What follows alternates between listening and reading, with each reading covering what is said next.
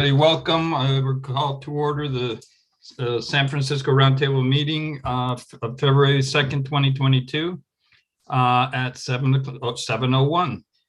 We are meeting via Zoom, and joining us today for the staff of the Roundtable is, let's start with our interim coordinators, Doreen Stockdale from HMMH, Angela Montes, Roundtable Administrative Secretary, Janet Lujan, Executive Secretary for San Mateo County Planning Department, and Timothy Middleton, who is covering today for HMMH, is our aviation technical consultant. We also have, and pardon me for butchering the name, Lisa Sosa, Deputy Director, Planning and Building Department of the County of San Mateo, Linda Wolin, Senior Legislative Aide to Supervisor Dave Pine, Birkenog from San Francisco International Airport Noise Abatement Manager, and Kathleen Wenworth from the Office of Congresswoman Jackie Spear. And I just want to say, Kathleen, I got your email. This is your last roundtable meeting as you are now retiring. And so just many, many thanks. We really appreciate your knowledge and your input. So we really thank you for everything. Thank you, Ricardo. We can have a few more comments when we do our public comments. So, and if you did not participate in the subcommittee, I'm sorry, that we already introduced Doreen Stockdale, who is our interim coordinator. I'm following my script and I'm getting all tripped up. So, so with that, I will pass it back to Angela for our rules for tonight. Thank you, Chairman Ortiz. For those attending the meeting on the Zoom video conference, we will use the raise hand feature in order to organize any public comments. During the general public comment period, I will ask those members of the public who wish to comment to click the raise hand feature to speak on that agenda item. For those joining by phone, please press *9 to indicate your desire to speak.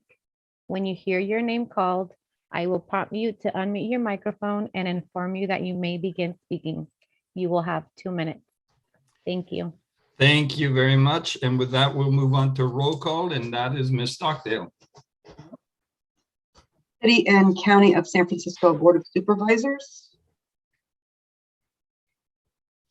No response. City and County of San Francisco's Mayor's Office.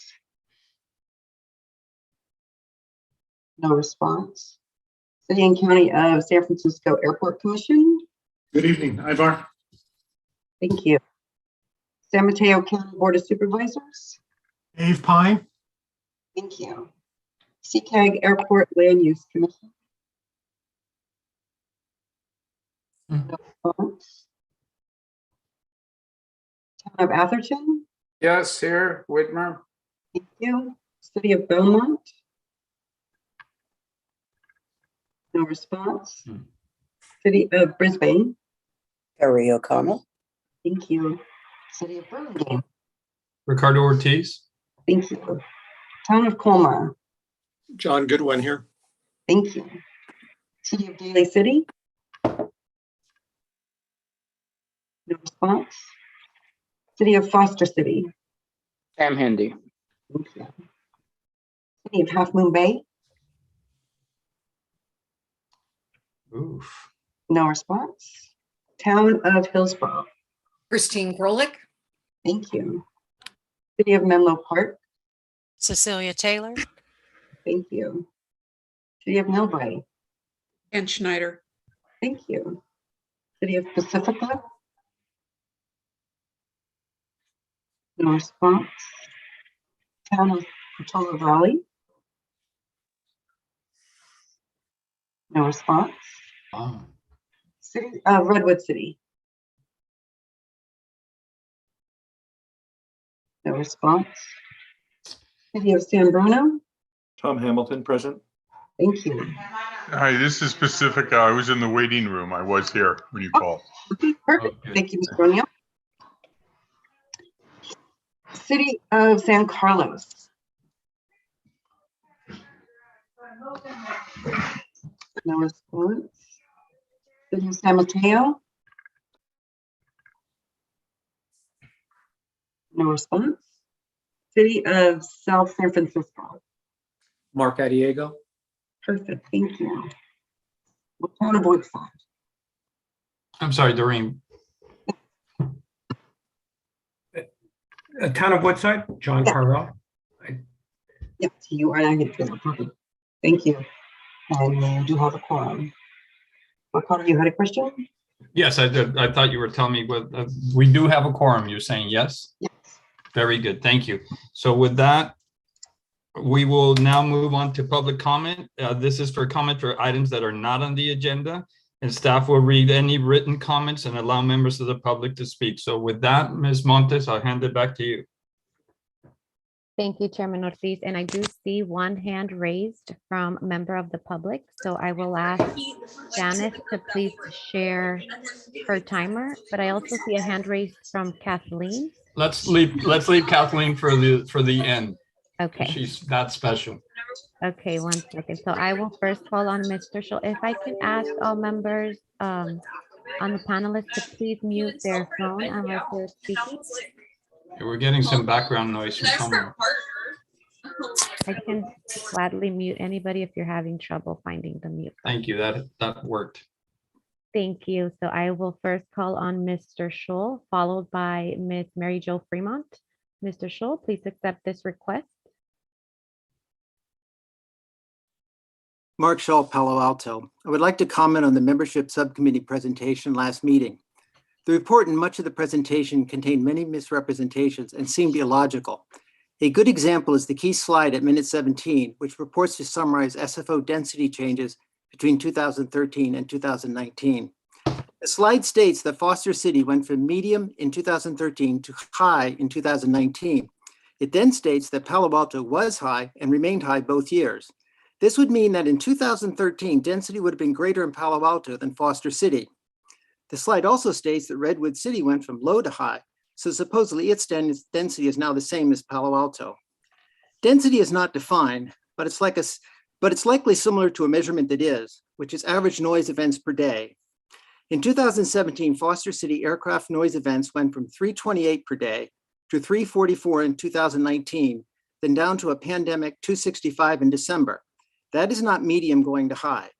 Redwood City had 6 noise events per day in 2017, 7 in 2019, and 2 per day last December.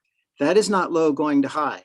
This past December, Palo Alto had an average of 144 noise events per day, although the mean was closer to 200 per day. But anyway, if Redwood City had 2 noise events per day in December and Palo Alto had 144, they are simply not equal in terms of density of impact, as the presentation asserted. Moreover, with 144 noise events per day in December, Palo Alto had the second highest number of noise events per day among all Roundtable cities, with only Foster City being higher. To be clear, events per day in CNEL are not valid measurements for departure or backblast. I'm not pretending they are. But from an arrivals perspective, these numbers say that Palo Alto has as strong a claim as any arrival city except Foster City to membership on the Sfo Roundtable. They also suggest that permanent monitors are long past due in Palo Alto. Thank you. Thank you. Thank you, Mr. Schultz. I will now call on Ms. Mary Jo Fremont, followed by Ms. Rebecca Ward. Ms. Fremont? A roundtable uses a double standard for evaluating changes and noise shifting. Let me use 2 examples to illustrate my points. First, GBAS approaches. The airport is doing some due diligence and following an evidence-based approach to evaluate potential noise changes. That's good. Interestingly, and without providing any data, HMMH claimed that changing some GBAS ground tracks would shift noise, even though HMMH didn't provide any specifics about the changes they considered. On the other hand, the Roundtable and HMMH are not concerned by noise shifting for night hush, despite the drastic ground track changes. In fact, Chair Ortiz stated in April 2021 that noise shifting does not occur when you move noise at 4,000 feet to noise at 10,000 feet. And Chair Ortiz also stated 2 weeks ago that night hush will benefit San Francisco residents. These are sweeping assertions. Night hush will shift noise because ground tracks will change. The question is not about if it will shift noise, it's about how much noise will shift, and then is this the right thing to do? Night hush will benefit cities close to the airport like Brisbane, Burlingame, San Bruno, South San Francisco. But will it benefit San Francisco residents?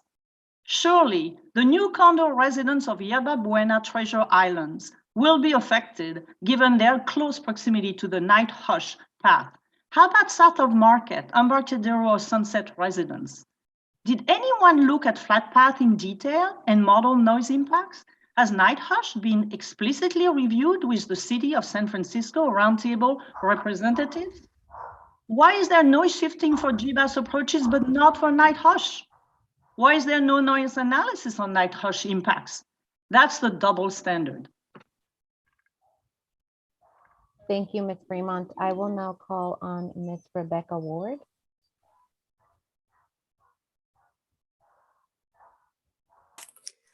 Rebecca Ward, Palo Alto. I would like to briefly raise concerns about the process used to determine whether to expand Roundtable membership. This was an important issue to residents of Palo Alto. Unfortunately, the process was anything but transparent.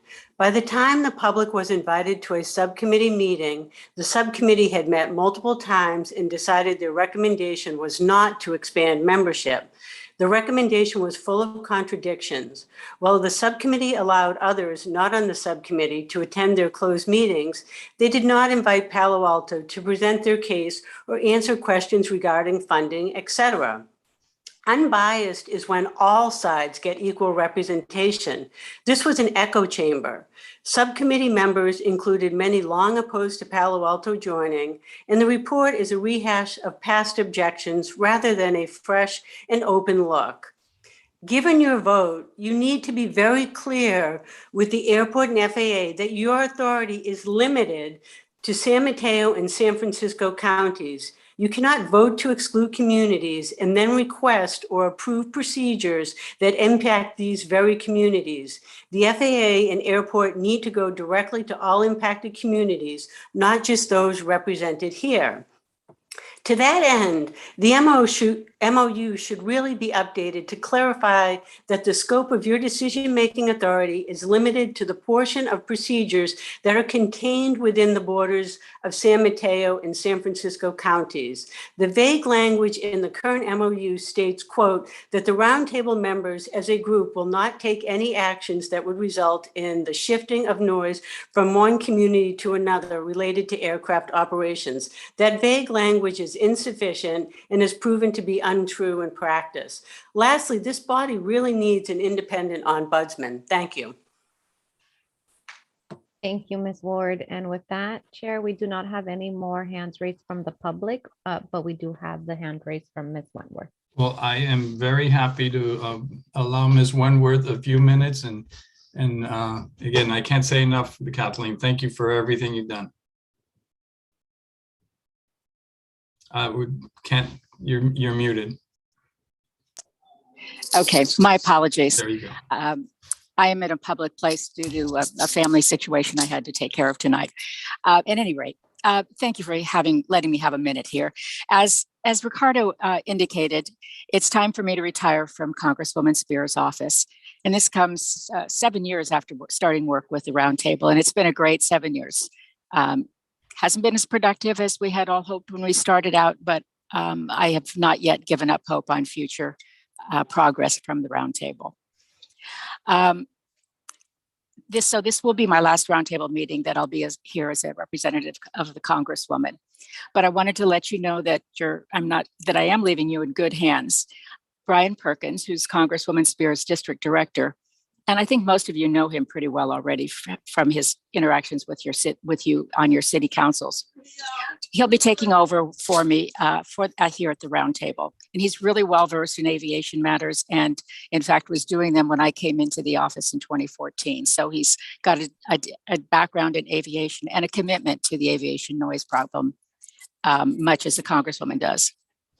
So I just wanted to say thank you to all the members of the Roundtable and everyone who's been great to work with over these years, the FAA, San Francisco Airport, and probably most importantly, the energetic constituents in our community who really add so much to the Roundtable's operation and to handling the noise problem and trying to work it forward. So, and as for me, I'm looking forward to a few weeks of vacation and then try to decide what I'll do with the next stage of my life. So thanks, Ricardo, and thanks to everyone on the roundtable. You've been great to work with. Thank you. And again, really, truly, you've have invaluable input, and it's been great having you. And you don't even know that for me to be able to pick up the phone and call and talk to you about some of these issues has been wonderful as the chair. So thank you. Thank you. You will be missed. I don't know if there's any colleagues who would like to say something. And then, Vice Chair Hindi has his hand raised. I see Vice Chair Hindi and then Ms. Krolik from Hillsborough. Thank you, Mr. Chair. Kathleen, it's really I'm sad to see you retiring from Congresswoman Spears' office, but I do remember when I first met with you in 2016 at Foster City Hall, and I asked your advice and help with the aircraft noise. And I remember you and Brian Perkins coming into City Hall and really educating me on all that I could ask about as it comes to aircraft noise and SFO and so forth. I'm appreciative of that, but also that did not stop there. Obviously, your work on the roundtable is immense. The breadth and wealth of knowledge and expertise has always came very helpful, at least to me, and I'm almost certain to every member of the San Francisco Roundtable. I can't forget your contribution and your participation in the select committee as well, and the role that you have played and how you, for me at least, guided me through the professional questions that I didn't know about and you had. So you have been a great source for me. I can't thank you enough, and I wish you the best of luck in everything that you will have in your future. You will definitely have been wonderful to work with. Thank you, Kathleen. Thank you, Vice Chair. Ms. Krolik? Have had an experienced pilot who's a dedicated public servant has been invaluable to this committee. Thank you so much, Kathleen, for everything that you've done for this community. Thank you, Ms. Schneider. Thank you, Chair. Ms. Wentworth, Kathleen, again, I mirror what the other people said. You've been amazing. I'm very grateful for your help. I got to tell you, I was talking to a candidate today and said, if they get elected, they needed to bring you on board. So I'm very happy for your retirement. Have the best of futures. We will miss you. Thank you, Mr. O'Neill. I just wanted to echo everybody else and say thank you, Kathleen. The conversations I've had with you have been very good. I know you've done your best, and I just wish you well in retirement. Thank you. Thank you, Mr. Adiego. You're muted, Mark. Yes, I figured that out. Thank you, Ricardo. Kathleen, I wanted to say what a wonderful move that Congresswoman Spear made when she made you part of staff to get someone with a background in commercial aviations and a female. Always felt very special, and you were like our secret weapon. So I enjoyed having you on board, and I hope you have a wonderful next chapter. Thank you. Mr. Hamilton. One of my very first meetings when joining this body was with you, Kathleen, and you were very, very generous with your time and with your enormous expertise in answering all of my probably silly questions. And I really appreciate it, and I wish you a very, very happy retirement. Thank you. Mr. Pine. Kathleen, I wanted to add my thanks. You've been such an incredible resource to me. This is such a complex area where having a foundation of knowledge is just so critical, and you've just really helped all of us to be much more effective advocates, and we'll miss you greatly. So all the best in the future. Thank you. Ms. O'Connell. Kathleen, I just wanted to say how wonderful all the expertise and the knowledge you shared with us and the time that you spent with us, and I wish you the best in your retirement. Good luck. Thank you. Thank you. And I don't see any more raised hands. So with that, Kathleen, I hope you feel the love, because there's plenty. So with that, we will move on to item number 1.3. We will now consider setting the agenda and taking action on the consent agenda items. With that, I'm opening to public comment. Is that how we're doing this? Ms. Montes? Yes, Chair, we will open it up for public comment. Perfect. On agenda items. Let's do that then. Thank you, Chair. So we are now taking public comment for items 1 to 3. And I do not see any hands raised from the public, but I do see Ms. Schneider's hands raised. Perfect. So we will close the public comment and we will bring it back to the membership. And I see Member Schneider's hand is raised. Please. Thank you, Chair. Ms. Montez, I apologize. I didn't get this to you ahead of time. On page 20 of the packet, in the minutes, there's a Member Schneider says, and it says East Palo Alto and Colma as communities of concern. East Palo Alto is most definitely a recognized community of concern, but Colma, I believe what I said was they are most definitely impacted by gap departures. I don't know if Colma is a community of concern or not, but that's a technical term. If we could just correct the minutes. So if we corrected, are we just deleting Colma? No, I know I Or do you talked wanna- about Colma because it was, the Colma had just been added to the roundtable. And I know I said impacted by gap departures, very much impacted by gap departures. If we could just add that and not allude to Colma being a community of concern. Very good. So we will entertain a motion with the minutes as amended.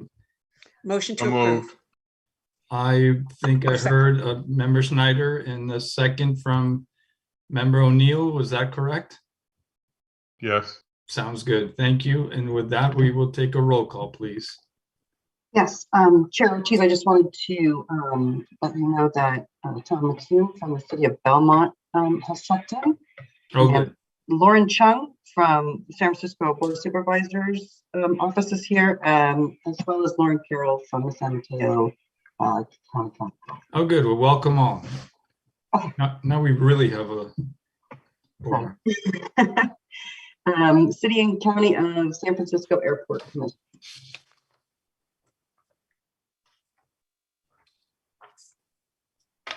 Well, you're muted. Sorry, apologies. Approved. San Mateo County Board of Supervisors.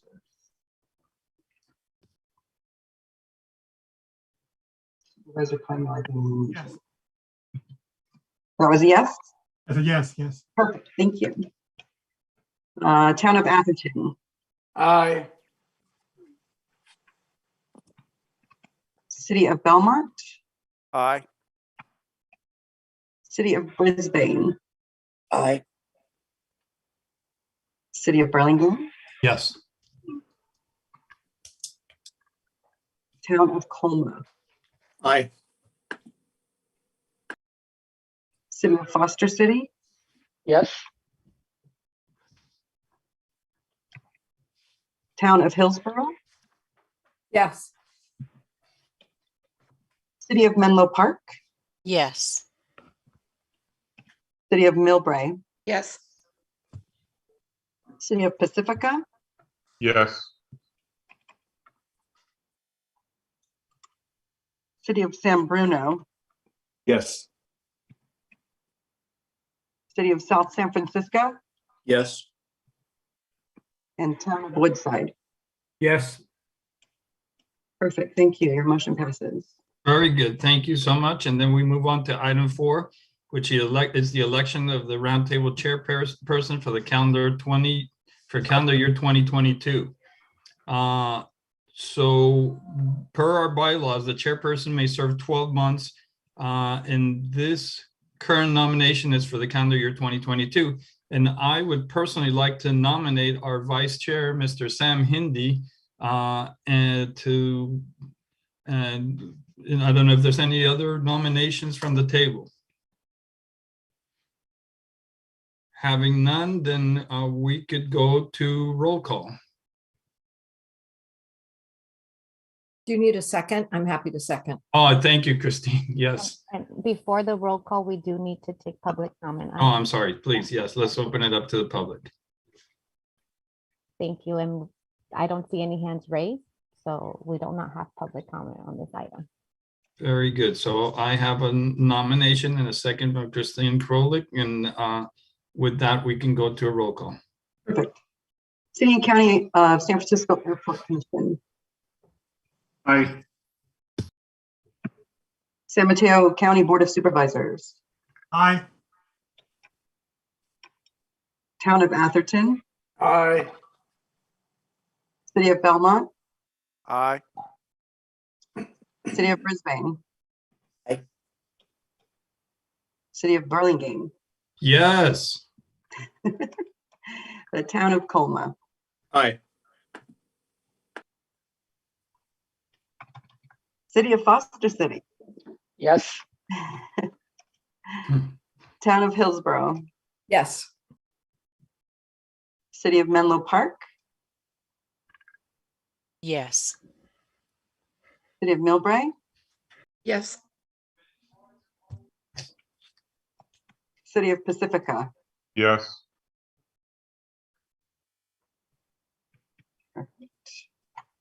City of San Bruno, Yes. City of South San Francisco, For Sam Hindy, yes. and Town of Riverside. Yes.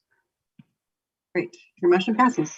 Very good. And before, Mr. Chair, if I may have just a few words before I hand the gavel over. Just Absolutely. want to thank all of you for all your support. And I know we've had some really difficult items that we disagreed on, and we all just continue to work and try to make things better for the citizens of San Mateo, San Francisco County. So with that, we had through my tenure, we had 3 coordinators. I'm not quite sure what I've said wrong, but something keeps going on. Then we also had COVID, and we went to Zoom, and that has actually worked out quite well. And I think it's a lot more people to participate, but it was kind of an interesting change. You know, some people think that we don't accomplish anything at the roundtable, but in my mind, we provide a forum even for those cities who are not represented, who have quite a bit of airtime.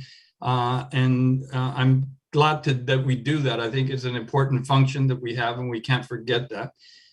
We have discussed the night hush, and I think that we've made some movement, and we've got some something to show for, and hopefully later on in the meeting, we will have something to talk to the membership to feel proud of. I think what we're doing with GBAS is very important to try to vet it out to make sure that we can move forward. Our ground-based committee, I'm going to thank Member Snyder for continuing that ground-based noise committee and moving it forward. Our legislative committee with member Al Royce, who's done just an absolutely fabulous job running that. Then our whole conversation about Palo Alto, we've been accused of many things, but I look back on it and I do feel that we did a very good job of considering their request. I think that we looked at all the issues, and I think the committee initially was formed with more people that were in favor of it than were against it. So I don't like the statement said that we've loaded it up with people who were against Palo Alto. It was, I think I had to scramble to find the people who were against it. The majority of that committee was in favor of it until we started looking at some of the details, and we found that it was not as viable as we sounded. So with that, I've really enjoyed my 2 years. I think we have accomplished quite a bit, and I look forward to continuing to work and to support our new chair, Mr. Hindy. So with that, here's the gavel, Mr. Hindy. Have fun. Thank you. Thank you so much, Chair Ortiz, former Chair Ortiz. It's really been an honor working with you and watching you at the leadership chair, leading this roundtable. It's definitely a tough role to play, but you have been patient and you have been gracious. And in my view, at least, you have allowed everybody a space and time to share their views and listen carefully, and did your best to accommodate every request that came through. So I want to thank you for your leadership and looking forward to your continued support. I definitely would need it in the upcoming years. So thank you so much. Is there any members who would like to add anything? Okay. Angela, I don't see any raised hand. Is there any raised hands? Yes. I see one from Mr. Adiego. Thank you, Chair Hindy. I just wanted to, make mention over the last couple of years, Ricardo, as chair during this period of Zoom was something exceptional was needed. And I think that Ricardo provided that. He provided the patience and the kindness, especially when dealing with members of the public, which sometimes came to the meetings very frustrated, and the professionalism that he showed towards all of his colleagues on this board is really what allowed us to successfully navigate a contentious issue like the possible expansion and find us where we are today. But Ricardo, I got to know you a little bit better. Thank you for putting me on the subcommittee, and that's one of the pleasures of serving on these regional bodies. So again, thank you. Thank you, Mr. Diego. Next, I have Ms. Garcia from the FAA. Ms. Garcia, welcome. Hi, thank you.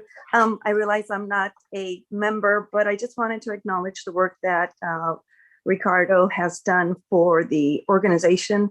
I apologize for the terrible lighting and technological issues I'm having. I'm actually using my phone right now, but I have you guys on the big screen on my laptop. Again, I just want to thank and acknowledge Ricardo for all of the hard work and the collaboration with the FAA and your partnership and support in moving forward the issues for the Roundtable and for the FAA and the community as a whole. We wish you much luck and success, and we look forward to working with Sam Hindi in his new role. Welcome, Sam. Thank you, Ms. Garcia. Next, I have Ms. O'Connell from Brisbane. Thank you, Chair.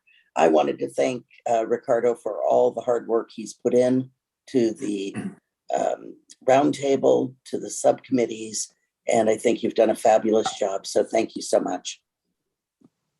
Thank you, Ms. O'Connell. Next, Member Whitmore, welcome. Hi, thanks. So Ricardo, I've only been on the committee for a year, but I have to say, I thought you've run the meetings very, very well. You've always let everybody speak. You've been very patient with everybody. And then you're also on a number of committees. So you've been very hardworking, and it shows and is much appreciated. Thank you.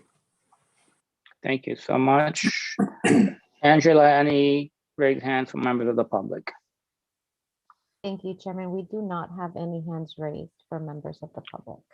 Okay, thank you so much. Before I move on to the next item, I would like to thank Mr. Ortiz for the nomination. I want to thank each and every one of you for your support and confidence in me leading the Roundtable this upcoming year.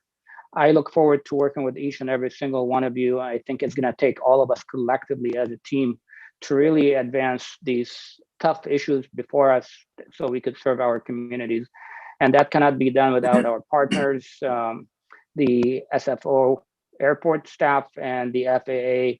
And again, can't thank enough our staff. So I look forward to a very productive year so we can advance our work plan. Thank you again. Next item is going to be on the agenda is item number 5, the elections of vice chairperson for calendar year 2022. I'm going to go ahead and open the floor for nominations of vice chair. And I would like to start with your permission by nominating Mr. Al Royce. Mayor Royce had sent me a letter. He is unfortunately not with us today. He's out of the country, but I would like to read his statement to you.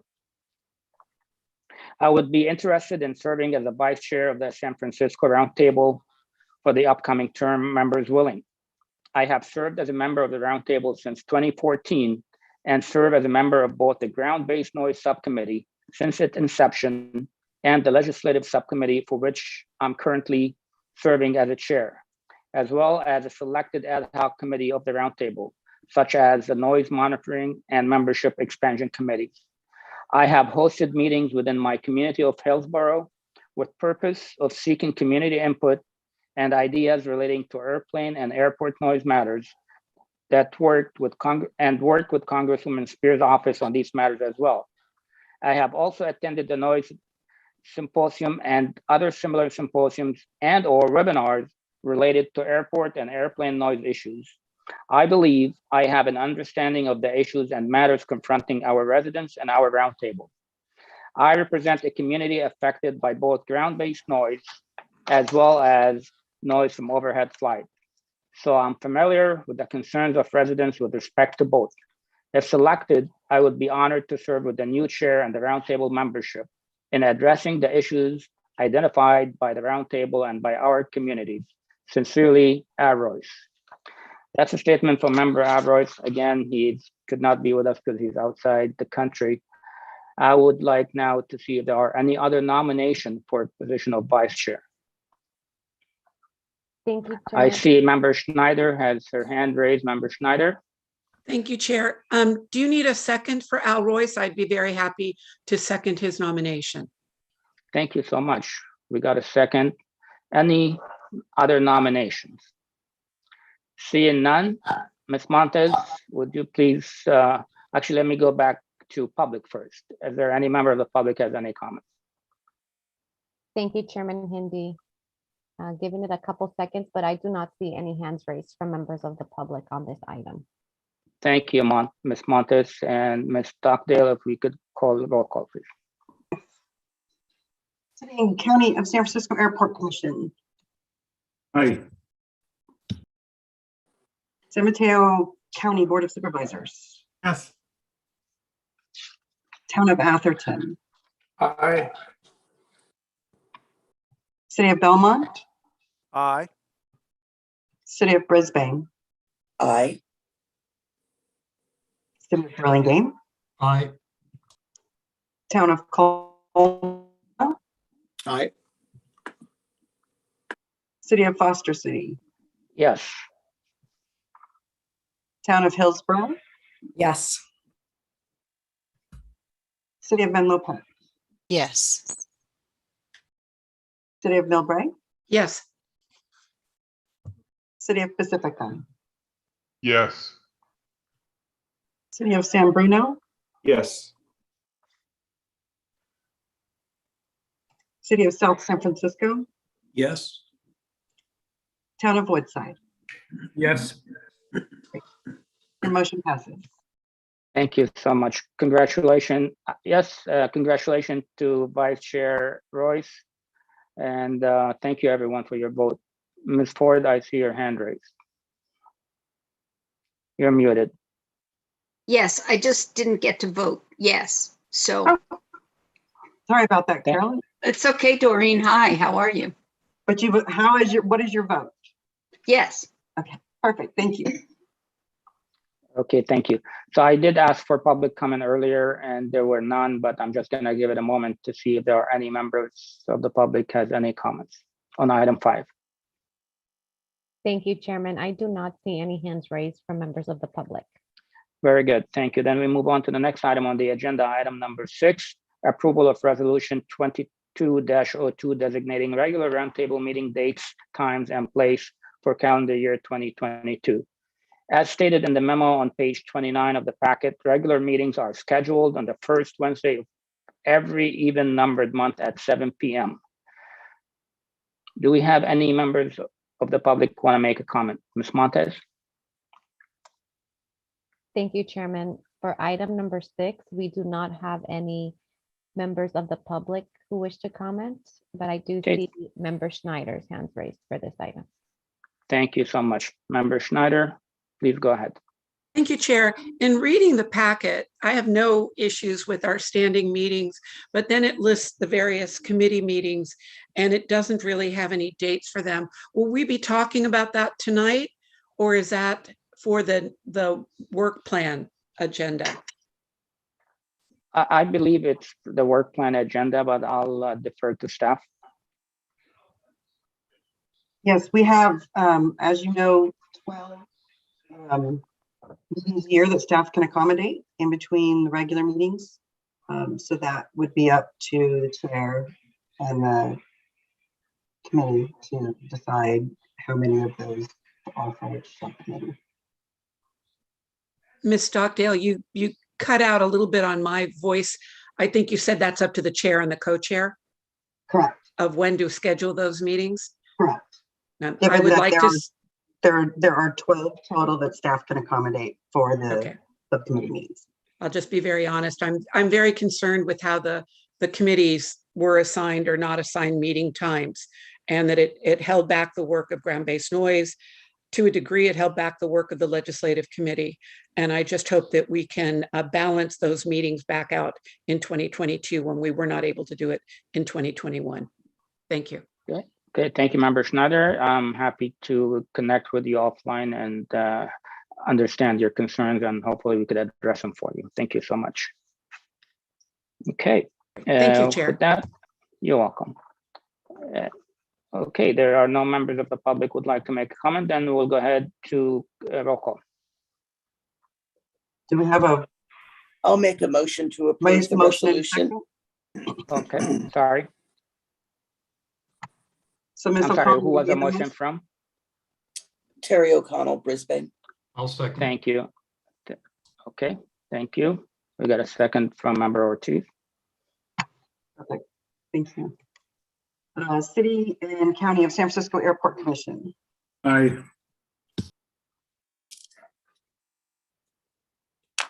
San Mateo County Board of Supervisors. Yes. Airport Land Use Commission. Oh, you're muted. Yes, thank Perfect. you. Thank you. Town of Atherton. Aye. City of Belmont. Aye. City of Brisbane. City of Burlingame. Yes.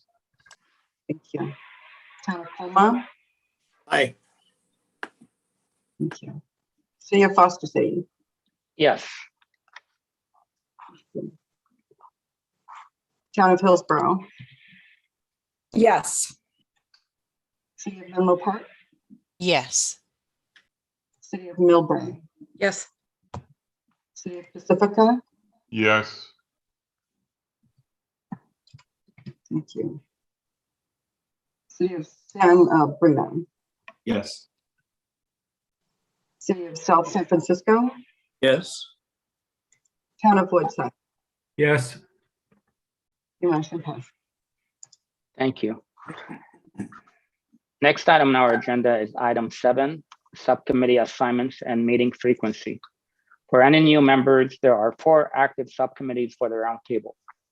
Ground-based noise that currently meets twice a year, legislative that meets quarterly between membership meetings, technical working group that also meets quarterly between membership meetings, and work program that meets beginning in the April-May timeframe to bring work program to the full membership at the June regular meeting.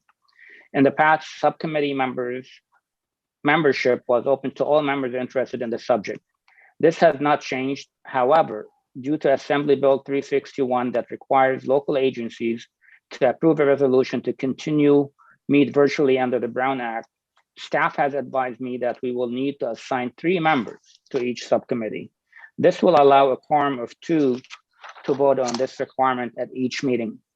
Again, please know that any roundtable member can still attend subcommittees that they may be interested in, but we will need to assign a chair and 2 other specific members to each subcommittee. In his absence, Member Royce has informed staff that he would like to remain on as a chair of the legislative subcommittee and as a member of the ground-based noise subcommittee. I, as a roundtable chair, became the chair of the technical working group. Are there members that would like to volunteer for the other open positions on the subcommittee? And I'm gonna kind of very quickly say a few words about this. A lot of the work really happens on the subcommittee levels, and it's gonna take all of us to participate to the best of our abilities, so we could bring our collective expertise, our collective knowledge, and bring it back to the entire roundtable membership, so we could make those decisions that will help our community. So I encourage each and every one of you to volunteer to serve on these subcommittees that we have mentioned. And again, the subcommittees are open to each and every one at any time, even though you are not a member. But we do need to commit tonight to 3 members. If anybody has anything that would like, perhaps Member Ortiz or anyone else would like to add their 2 cents on the subcommittee's work. I'm going to echo what you said, Mr. Chair. That is where a lot of the work gets done. That some of our discussions get pretty technical, and don't have time at the roundtable to get into the nitty gritty of some of these issues. And so that's where the technical working group, the ground-based noise, and the legislative have the ability to spend time on these issues. So it is extremely important. And at your pleasure, Mr. Chair, I would love to either remain in the technical working group or rejoin the ground-based noise that I miss serving on. Thank you, Member Ortiz. I'm happy to have you on both. Definitely, but do you have, would you want to commit to one? Yeah, you tell me if whichever one you need me on. I would love to have you on the technical working group because of your past chair of that subcommittee. Very good. I'll be happy to. Thank you. Thank you so much. And next, I see Member Schneider's hand raised up. Thank you, Chair. Just a point of correction. Ground-based noise, when we were created, met every other month, usually in the month that didn't have the airport, the full roundtable. It was only last year that we were moved to, which I thought I had no idea why we got moved to only 2, since as the chair, I wasn't informed. We really cannot get work done meeting twice a year. It simply does not work. And try to remember technical information 5 months or 6 months later on that. So I know you've said that you'll talk to me offline on that, but if there has to be a balance, and I don't want to speak for Vice Chair Royce, he and I both serve on LegCom, we both serve on ground-based noise. Maybe what we need to do, if we can't have staffing for those, is one of us agrees to take the minutes so that we can meet. Legislative needs to move as legislation moves. It needs to have that flexibility to be able to comment as legislation moves. And ground-based noise just has a lot of real science to dive into, and just the need to be able to talk. So I'm concerned with it again being mentioned as meeting twice a year, as that is not what we did in 2020. And in 2019, we were just getting started, and it was also every other month. I would like to continue serving on all 3 because all noise impacts affect my city. Well, first of all, thank you for volunteering to serve on all 3. And with regards to your concerns, I have to be honest with you. I do not have enough information to respond to you now, but I will definitely, like I said, I'll be reaching out to you, and I will learn more from staff and from former Chair Ortiz about why it is 2 meetings. I'm happy to discuss this further with you offline, and again, perhaps also at the next meeting. Thank you so much. Next, I have Ms. O'Connell's hand raised up. Excuse me. I just wanted to volunteer my services on the technical working group. Thank you so much. Pleasure to have you, Ms. O'Connell. Thank you. Next, Mr. Widmer. Yeah, I'll stay on the technical working group as I did last year. Thank you. We appreciate your participation. Anyone else would love to join us and help us and lend us their expertise and professional knowledge? That would be fantastic. Thank you, Chair. And I would just like to add, and clarify with Member Ann Schneider that she would, from being on the 3 committees, she would also like to remain as chair for the ground-based noise. Okay, thank you. So I'm going to turn it over to Doreen so she could provide us some recap of each subcommittee and so forth. Doreen, the floor is yours. Yes. So currently for legislative, I have Member Royce as the chair and Member Schneider, and just the 2. And then for ground-based, I have Member Schneider as the chair and Member Royce as a second member, so just the 2. For the technical working group, Chair Hindi, you're the chair. I have Member Ortiz and Member O'Connell, as well as Member Widmer. I only need 3 to sign or to be officially assigned to the group. So the first 3 that I mentioned, yourself, Member Ortiz, and Member O'Connell. Doreen, you're breaking up. We didn't hear everybody that you mentioned in the technical working group. Sorry, the technical working group, the 3 assigned will be yourself, member Ortiz, and member O'Connell. And then we need 3 volunteers for the work plan subcommittee. The chair and Okay. 2 members. Okay, I'm happy to volunteer myself to the work plan. Okay. So, and I think then at this point you need 1 more on the legislative and 1 on the ground-based noise, right? Yeah, As we well. need 1 more for legislation, 1 more for ground-based, and 2 more for the work plan. Okay. Through the chair, Yes. I don't see Pamela DiGiovanni of Daly City here tonight. Usually she's here by phone. I don't know if there was a problem. I don't know if she's being rotated in or out, but she served on legislative committee and likes to serve on legislative committee. But I can't speak for her, but maybe we can pick her up if it's just an absence tonight. Okay. I can reach out to her and see if she'd like to. And I have historically also been on the work plan committee, so I'd like to serve on that one too. Perfect. Fantastic. Thank you. Awesome. Thank you. Ms. O'Connell has her hands up. I just wanted to say that if you needed more people on the work plan, I would be happy to serve on that, but I don't need to push if you already have your quorum. So we only have 2. We would love to have you with us, Terry. Thank you so much for volunteering. Okay, so with that, then we got the work plan done. I need 1 more member for the legislative and 1 for the ground-based noise. I'm going to reach out to member DiGiovanni to see if she would like to remain on the legislative. So you may not need 1 at this point for that committee, but we do need 1 more for ground-based noise. Okay. And I do see Okay. hand raised by member Schneider and member Hamilton. Thank you so much. We'll go. Member Well, Schneider, you still have your hand raised up from before, or you have something? Yeah, I else? just wanted to encourage, I believe it's Vice Mayor Member Hamilton for ground-based noise. One of the actions this year is San Francisco, I believe, will be releasing the EIR for Concourse H, which will back right up to San Bruno and Lomita Park School. It would be lovely to have you on board.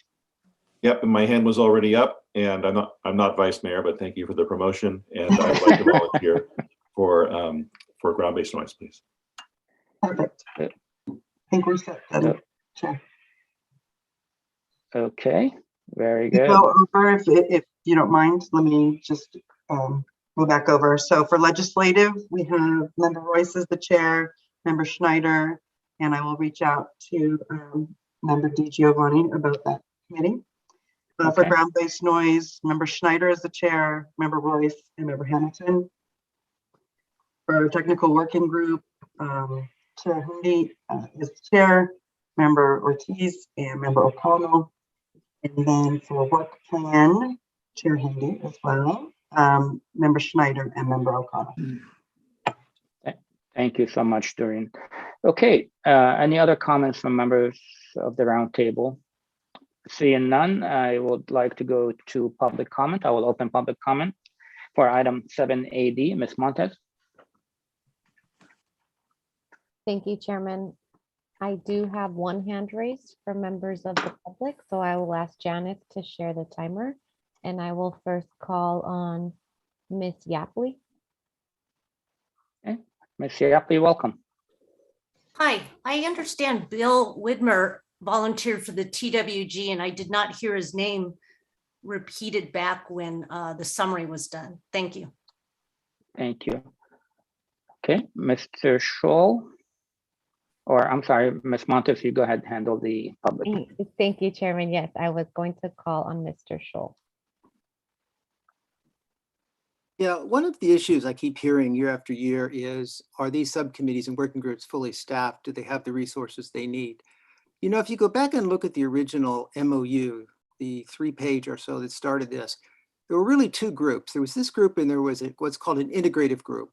Now that was dispensed with fairly early on, but it was supposed to bring in, you know, community support, direct involvement by the community.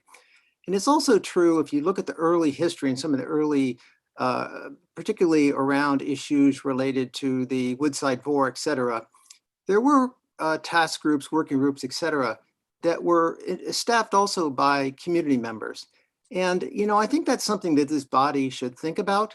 I think it could do so much more if it actually had a much better way of bringing the energy, the knowledge, some of the ideas of various people in the community. Thank you. Thank you, Mr. Cho. Okay. Thank you, Mr. Schultz. And Chairman, we do not have any more hands raised for members of the public. Thank you, Angela. With that, then I would now close the public comment for item number 7. Do I have a motion to approve the subcommittee assignment and meeting frequency? We don't need a motion for that, Chair Hindi. I'm sorry, Mr. Chair, did we correct the Widmer? Okay, question? so with regards to Mr. Widmer, I'm gonna assume, and I'll go back to staff, that we needed 3 to be assigned for each subcommittee, and the first 3 that not volunteered basically got the assignment, but I'll ask staff if that's the case. That is correct. Yeah. Thank you. But let me reiterate that Mr. Widmer and every member of the roundtable is more than welcome and actually encouraged to attend those subcommittees and participate. You'll be a full participant.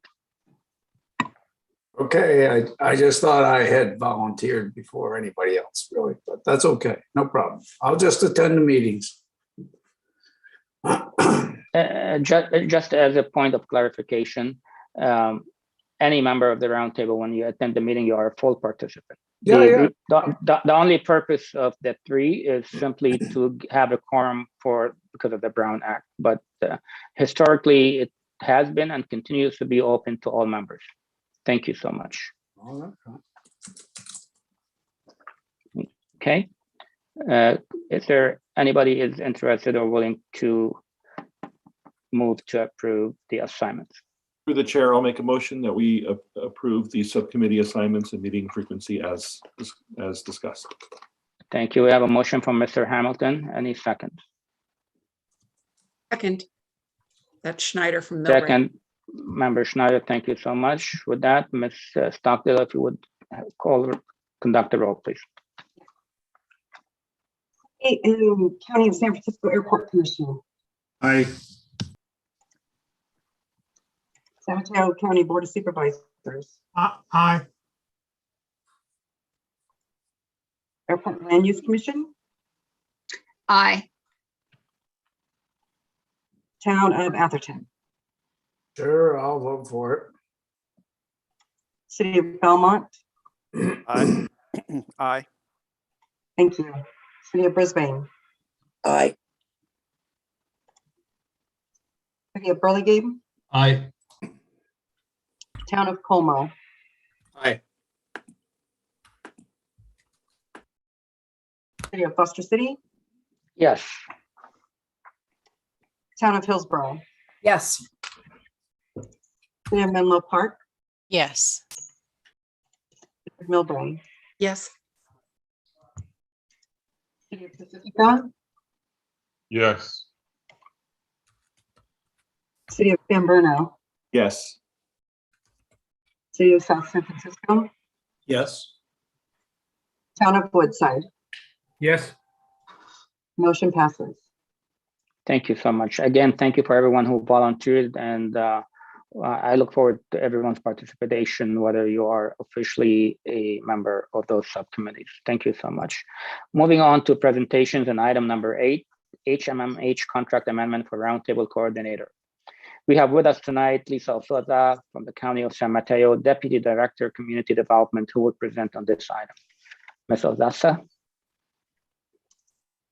Thank you, and good evening, Chair Hindi and members of the Roundtable. I'm Lisa Awazasa. I'm the Deputy Director for the County Planning and Building Department. I'm joining you this evening to provide an update on the Roundtable staffing, specifically with regard to the Roundtable Coordinator position. As you know, our previous Roundtable Coordinator, Michelle Rodriguez, held a permanent part-time position with the department, which is traditionally how the Roundtable Coordinator position has been staffed.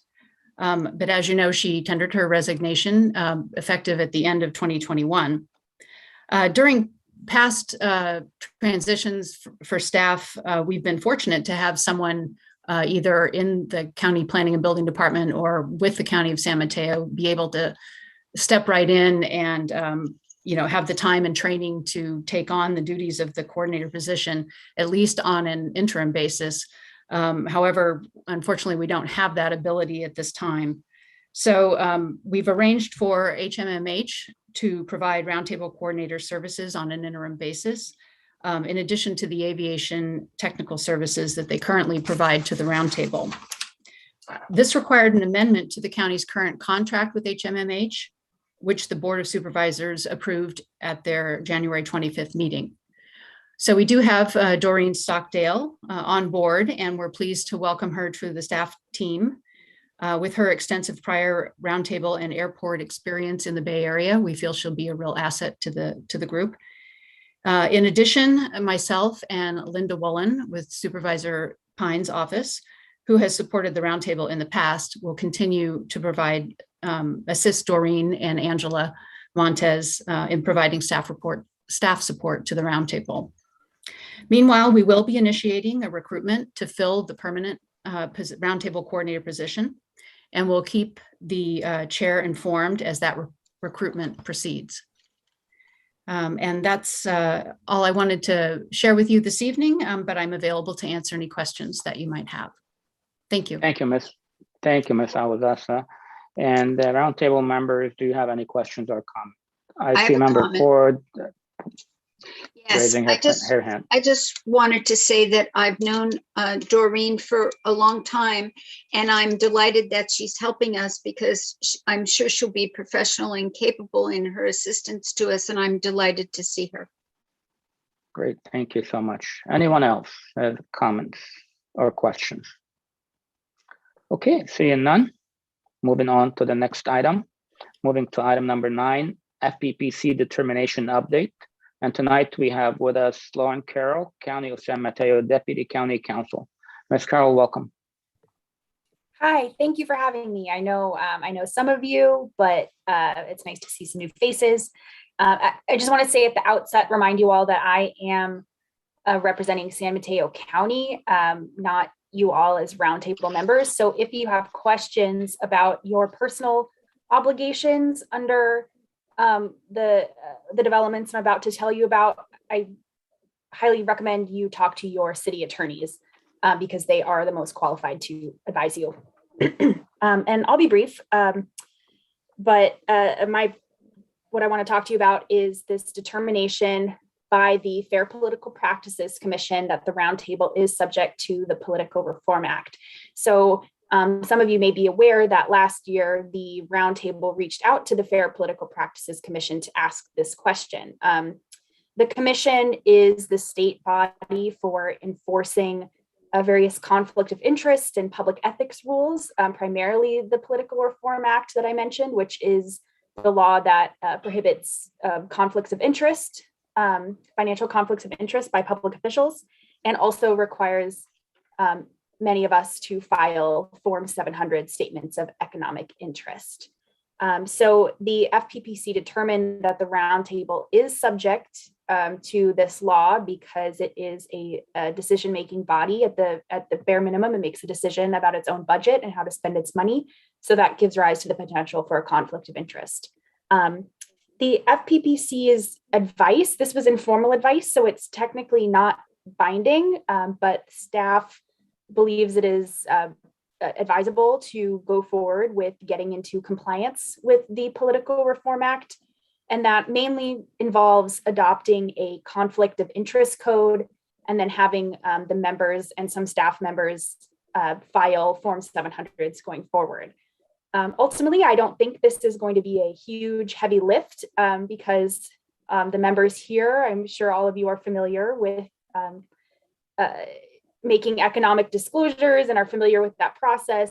And we have plenty of examples of conflict of interest codes to pull from within the county and without. So I don't think this is going to be a huge lift, though it is obviously something that we're going to have to add to your plates. I'm going to share my screen really quick, if I'm allowed to do that, just to show you the schedule that I anticipate here. So let me know if you can't see it, but I think you can. So in this time around now, staff working with me, we're going to prepare a conflict of interest code. And then mid-April, we will post it for public comment because there's a requirement that it's up for 45 days for public comment. And then we anticipate bringing it to you all for a vote at the June meeting. And immediately after, providing that code to the FPPC for review, because the FPPC has to review this. But hopefully the review will be speedy, because we're hoping to work with them on the front end to prepare a code that will be satisfactory to them. And then sometime after that, the FPPC will let us know if it approves the code, and at which point it is deemed adopted. And then 30 days after that, the initial Form 700s will be due. So this is just kind of the initial onboarding process. And then after that, I think the roundtable will be on the typical annual schedule for filing Form 700s every April, as you likely already do for your home agencies. So that's the update here. I'm happy to answer any questions to the extent that I can. But again, if you have questions about your own personal reporting obligations, those have to go to your attorneys. Okay, great. Thank you, Ms. Carroll, for being with us and for your presentation. Roundtable members, anyone have any questions or comments for Ms. Carroll on this item? I see a couple hand raised. I'll go to Mr. O'Neill first.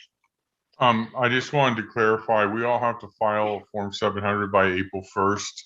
So we do not need to file one for the roundtable then. We have to wait till the fall, right? After it's approved. That is my understanding. Yes, it's a little weird because generally when you're adopting a conflict of interest code, the timelines are connected to the formation of the organization, but we're obviously off that time frame. So it's a little confusing, but my understanding is that the Form 700 for this group won't be due until we do the initial Form 700s, which I anticipate will be sometime in the fall. Thank you. Thanks, Mike. Okay. Thank you. Next, Mr. McCune. Yes, thank you. When this issue first came up, I tried to file it, and the instructions were, oh, you individually need to file this thing. And they wouldn't accept it. They said this has to be set up by your agency ethics official, and it has to go through them. So procedurally, I could not, they wouldn't accept it. I could not file it as an individual. So in addition to the other things, we need to think about the infrastructure and who serves as that agency ethics official, I think. Exactly. That is what this process is about and what will be set forth in the conflict of interest code. So I think the problem you were encountering was that the FPPC didn't have our conflict of interest code because we didn't have one. So this process of adopting the conflict of interest code will create that infrastructure that you're talking about. So hopefully someone will accept your Form 700 when it becomes due. Right. Thank you. Okay, thank you. I thought I saw Member Schneider's hands up. I don't see it anymore. Okay. Anybody else? Okay. Thank you, Ms. Carroll, for being with us, and thank you for your presentation. Again, have a good night. Thank you so much. You're welcome. Thank you. All right, moving on to item number 10, Chairman's update. Will be a new chair. I don't have much update, but very briefly, I want to inform all new members that staff will be sending you a new member packet once all assignments have been confirmed by the cities. We also want to notify members that staff, HMMH, and SFO Noise Office are coordinating the 2022 Noise 101 workshop, and will bring more details to the membership as they are available. A personal note on the 101 workshop, I encourage any new members, and actually members who have not taken it for a while, to attend the 101 workshop. I found it extremely helpful for me when I first joined the roundtable. So many lingos, so many information and technical that I think SFO does a great job at it. So any new members, please make sure you take advantage of this 101 workshop. Thank you so much. That's my report. Now we move on to the subcommittee updates, item number 11. And I would start with Member Ortiz on the technical working group to provide us his update. Great, thank you, Mr. Chair. We spent most of our time on GBAS. We started with a presentation from HMMH and that suggested that the roundtable support the implementation of 9 GLS procedures. HMMH agrees with the airport conclusion that no change to single event noise levels would result from the establishment of these procedures.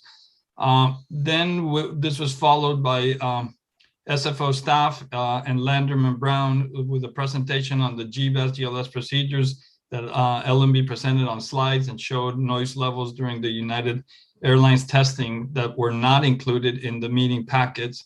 So the subcommittee decided to table this until we get more clarification on those results and the noise from those test flights. And so we left it at that, and we will pick it up at the next technical working group. Then we went on, and unfortunately by then we were running out of time. We spent a lot of time, but it was a great presentation.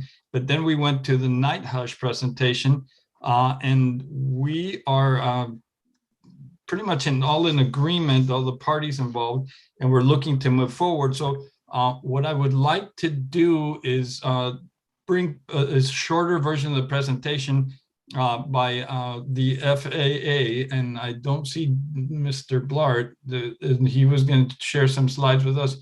Joe, oh, there you are. I'm here. Yeah, there you are. There's so many faces there. I lost you in there. But so then I'm going to pass it on to you, Joe, and just kind of catch us up with what we talked about, and then we can go forward. Yes, absolutely. Thank you for letting me take the time. So I know that we have new members and stuff, so I'm going to quickly just kind of go an overview of what we're doing with Night Hush, and then we'll get into the different options, I guess is the best way to put it. Let me share my screen.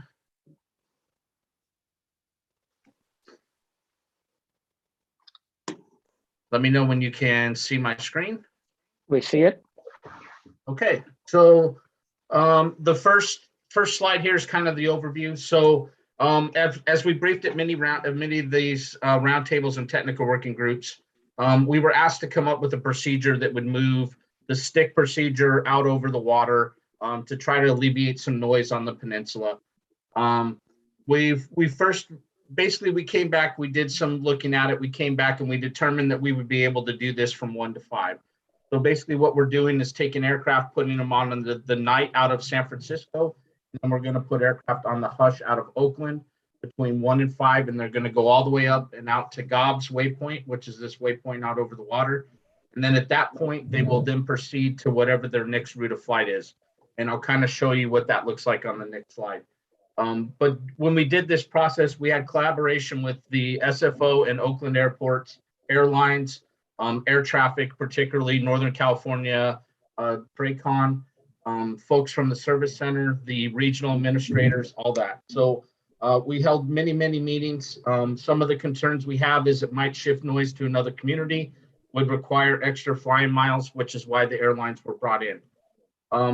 Looking at all the data, we did all the data, we presented that at all the work groups. Air traffic control determined that we could do it as long as we didn't exceed 30 per hour. So that was where our baseline number was. And that's really how we got to the 1 to 5 a.m. And on the right just kind of shows you a sample of flight tracks during that time.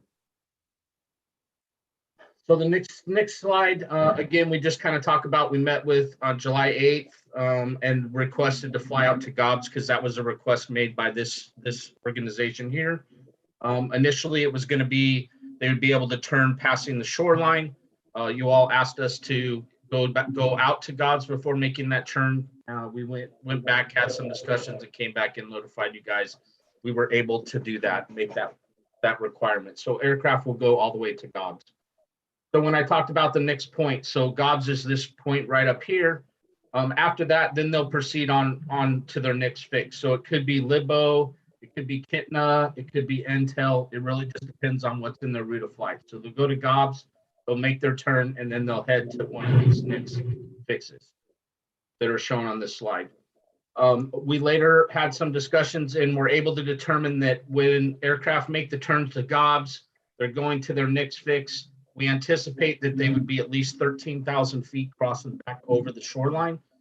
The reason why we say under normal circumstances here is we have a couple of arrival procedures and some special use airspace which we may end up occasionally have to stop an aircraft from climbing or other possibilities, right? So we think majority of the aircraft will be above 13,000 feet, but there may be an occasion where they aren't 13,000 feet, they're slightly lower.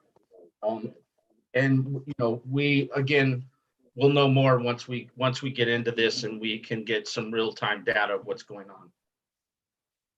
So in conclusion, just kind of going over the major factors was the usable hours, the aircraft volume, and then combining the 2 departure streams. So those were all the major factors that we on the FAA side had to take into consideration.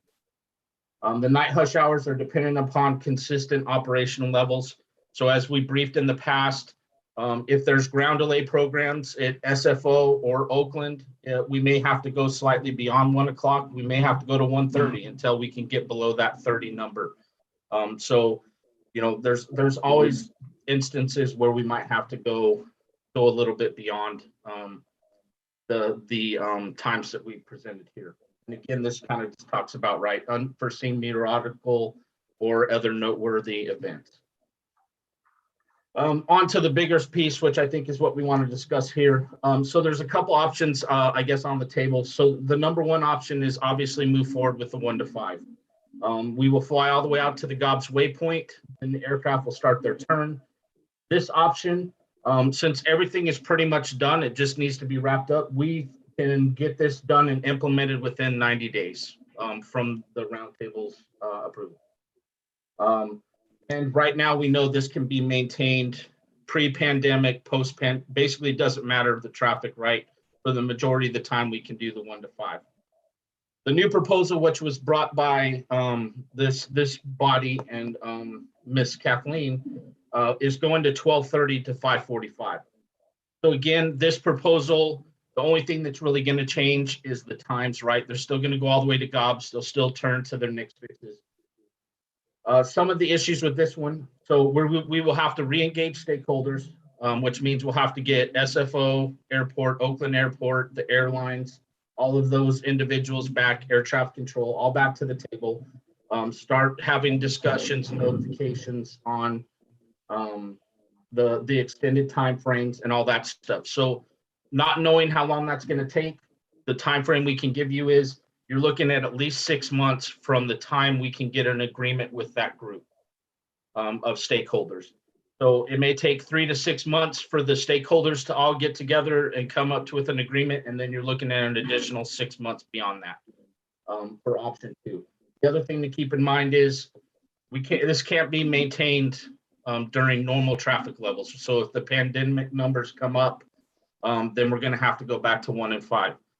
And as we kind of talked about, you know, we're going to try to work with the Roundtable if we were to move with this option on getting the word out that, hey, we're going to have to go back to 1 to 5. So our hope is it wouldn't happen overnight, right? That we wouldn't be like, oh, sorry, we're going 1 to 5 tomorrow.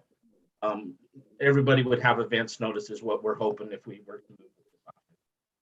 Then the third option is basically develop a whole new procedure. And I think the major concern with that is it may not be possible because you're combining 2 streams. You're combining the stream off of San Francisco and one off of Oakland. The other downside is you're looking at least 24 to 36 months from the request to do that to implementation. And then again, we'd have to get stakeholders all in agreement and all that. So I think with the third proposal, the big thing to realize is it may not even be possible to even do anything as far as a new procedure combining these 2 departure streams. And that is all I have. So I will stop and see if there are any questions, or Mr. Ortiz, if you want to take over. Okay. Thank you, Mr. Burt. I see Mr. Ortiz's hands was up. So yeah, thank you. And Mr. Burt, just to illustrate it for the new members or for members who are not as familiar with this, when the planes are flying on the stick procedure currently and flying over San Francisco, I'm curious what the altitude is at that point and versus the altitude that they would be flying over when they make the turn to the Golden Gate under the night hush. They're going to be, I don't actually know the altitude. I'm guessing 3,000 to 5,000 is what they're over. But I don't have that information handy, to be honest. Okay. Is Bert on? If Bert Ganon might, if he's on, he might have that information. He's pretty familiar with that, but I don't have that. Just to chime in if I may. Yes, Mr. Ganon, go ahead. Flight is over the peninsula, they're going to be 3,000 to 6,000 feet on the stick. If it's the candle, they'll be about 2,000 feet higher. And I'm sorry. So under a night hush, what would be the altitude when they make the turn towards the I forget what the waypoint is there. When they're alpha gobs or when they're heading towards gobs? When they make the turn to head towards gobs. When we looked at the traffic that is currently flying that, they were roughly 10,000-ish crossing over the Golden Gate Bridge. Okay, so we're talking about 3,000 versus 10,000. Yeah, okay, thank you. That was the clarification I wanted.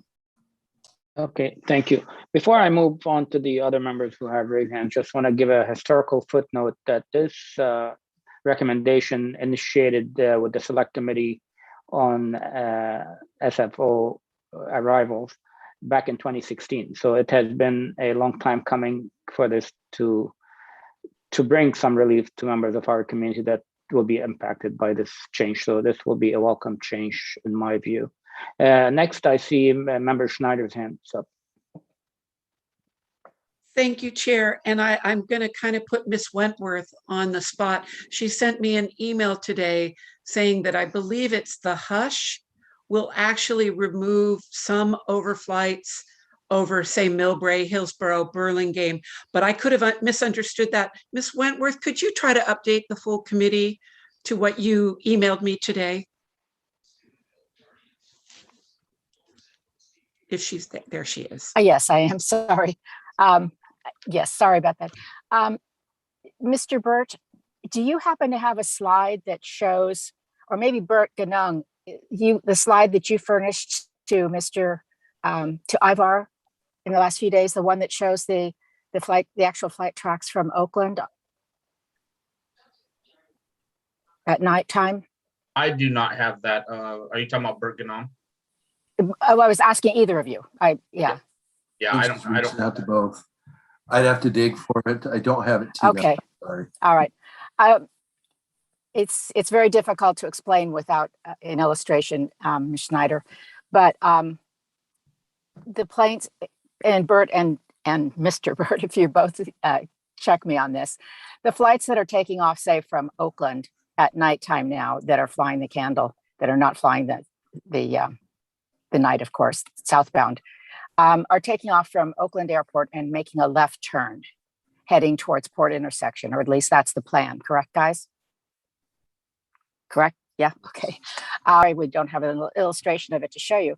Some of those flight tracks start from Oakland departures that are departing the very end of the runway. And so they're making a more acute left turn, if you can picture that.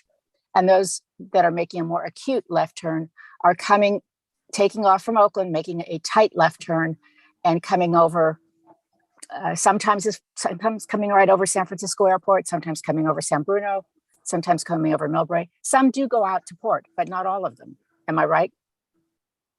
Bert, you sent those illustrations. You know the pictures I'm talking about. No, I do, yes. The blue flight tracks on those illustrations. Yes. So Ms. Schneider, I can't tell you how many that represents, but there is some number of flights that are making a tight turn off of Oakland during the nighttime hours that would come over the vicinity of San Francisco Airport on their way southbound. Couldn't give you a number, but that's something that I think the Roundtable should look into at some point. Okay, but with the new procedure, they'd go out through the Golden Gate Bridge and avoid flying over us, and possibly also, I don't know if they're then coming down the spine of the peninsula or going out over Half Moon Bay and Pacifica. So maybe it's going to provide a little relief to a few other cities. Exactly. Too. Yeah, some of them do come down the spine. You rightly say, some of them do come down the spine of the peninsula. Some of them. I think we lost you, Kathleen, but I appreciate you trying. This all just kind of came up today. I appreciate that. And it is something to look forward to. Kathleen, you're back if you want to add something. No, I think Ms. Schneider pointed out that these flights do go down, some of these do go down the spine of the peninsula, and others go down the, let's say, the northern part of the spine of the peninsula, and then kind of cut across towards the east, southeast, going to Atlanta or Florida or wherever they're going. So I think this is a deeper discussion than you can have here, and I think it's worth discussing if that's appropriate to your future plans. Thank you, Ms. Thank you. Wentworth. Thank you. I appreciate that, Ms. Schneider and Ms. Wentworth as well. Next, I see Mr. O'Neill's hand up. Getting back to, one, I wanted to mention to the new members that all the elevations that are cited, 13,000, 3,000 or whatever, are sea level. So if you are on a hill up in San Francisco, and they say 3,000, you are only 2,000 away from the plane. Because I know some of the hills in San Francisco are around 900 feet. And I know my house here in Pacifica is about 900 feet high. So it is from sea level. But the question I wanted to ask is there, of those three options that you had, is there any reason we cannot support option 1 and 2? And then, because if we vote to do 2, we would still have 1 as an option, correct? That question for Mr. Ortiz, the chair of the technical working group, or the FAA? FAA, since they're the ones. Mr. Chair, if I could give you my view on it. It's so one of the things that we've discussed is going forward with number 1 with the commitment that we're pursuing number 2. And again, they have their caveats that once traffic returns to pre-pandemic levels, it's going to be difficult to maintain that. But what we have agreed upon and we have talked about is approving number 1 with the agreement that we're pursuing number 2. And I don't know if Mr. Burt, not Burt, but Mr. Burt would like to comment on that, because I know you guys have your caveat on that one. No, you're right on, Mr. Ortiz. That is kind of what we discussed, and what I understand your guys' intentions were to move ahead with number 1 and entertain going number 2 as well. The reason why we can't do it right away is we have to do additional environmental review. We didn't incorporate that time, so now we have to look at it. There's going to be additional aircraft included in that by expanding the time than what was originally looked at. So all that stuff has to take into account. And then, like I said, we have to get all the stakeholders to agree. So that's the sticking points with the extended timeframes. So, Mr. Chair, what I would strongly urge this body to move forward with is approving number 1 with the continuing to pursue number 2. Thank you. Okay, thank you very much. Thank you. Member O'Connell. Thank you so much. As a member of the technical working group, we looked at quite a bit of this, and while we know it's not perfect, option 1 gave us the hope that we would get additional relief by gaining the height on the planes before they turned around and came back down the peninsula. And while it's not perfect, we would hope to have more time constraints where these flights were in practice. We felt it was the best immediate relief we could offer to this group. And we could work towards and see how it works with TRACON and all the partners, how often they're flying it, how much relief we actually get, and then go from there on trying to expand the operational hours. It is going to depend on pandemic levels coming back and what kind of flight traffic there is, but it is a way to get immediate extra height on these planes before they come back over the peninsula. So it was my opinion at the technical working group that option 1 would be the way to go now, where we've got the stakeholders in agreement, and that we could work on, making it a better time frame as we go along. So that's my 2 cents from that. Thank you. Thank you, Member O'Connell. So I'm going to add my comments on this as well. I definitely concur with my colleagues for the previous comments. The idea is really to bring relief to those communities as soon as we can. And option one does provide us that, because the FFA is almost ready to implement it. How long, Mr. Burt, would it take, let's say this roundtable approves that option, how long would it take before this to be applied? For option one, Mr. Chair, it would be no more than 90 days. Okay. Reason being is we have to get the letters of agreement, SOPs updated. We got to train the controllers. That usually takes 30 to 45 days. And then getting the drafting, the materials drafted and all that stuff. And then wrapping up the environmental review. So within 90 days, we think we could be easily doing this. Thank you. So with that being like hopefully 90 days out, the goal is as well to have the FAA start working on option two as well. So although the option two, the extended hours will not take effect till at least, it's probably looking at 9 to 12 months, but the FAA will start to work right away on it while we are reaping the benefit of option one. Mr. Burt, if you wouldn't mind, go to your slide, because for those members who are not familiar with the stick and night hush, if you could kind of with your cursor show a little bit as the difference from the stick route when the planes take off and go over the peninsula cities compared to going over the water. Is that something you could do?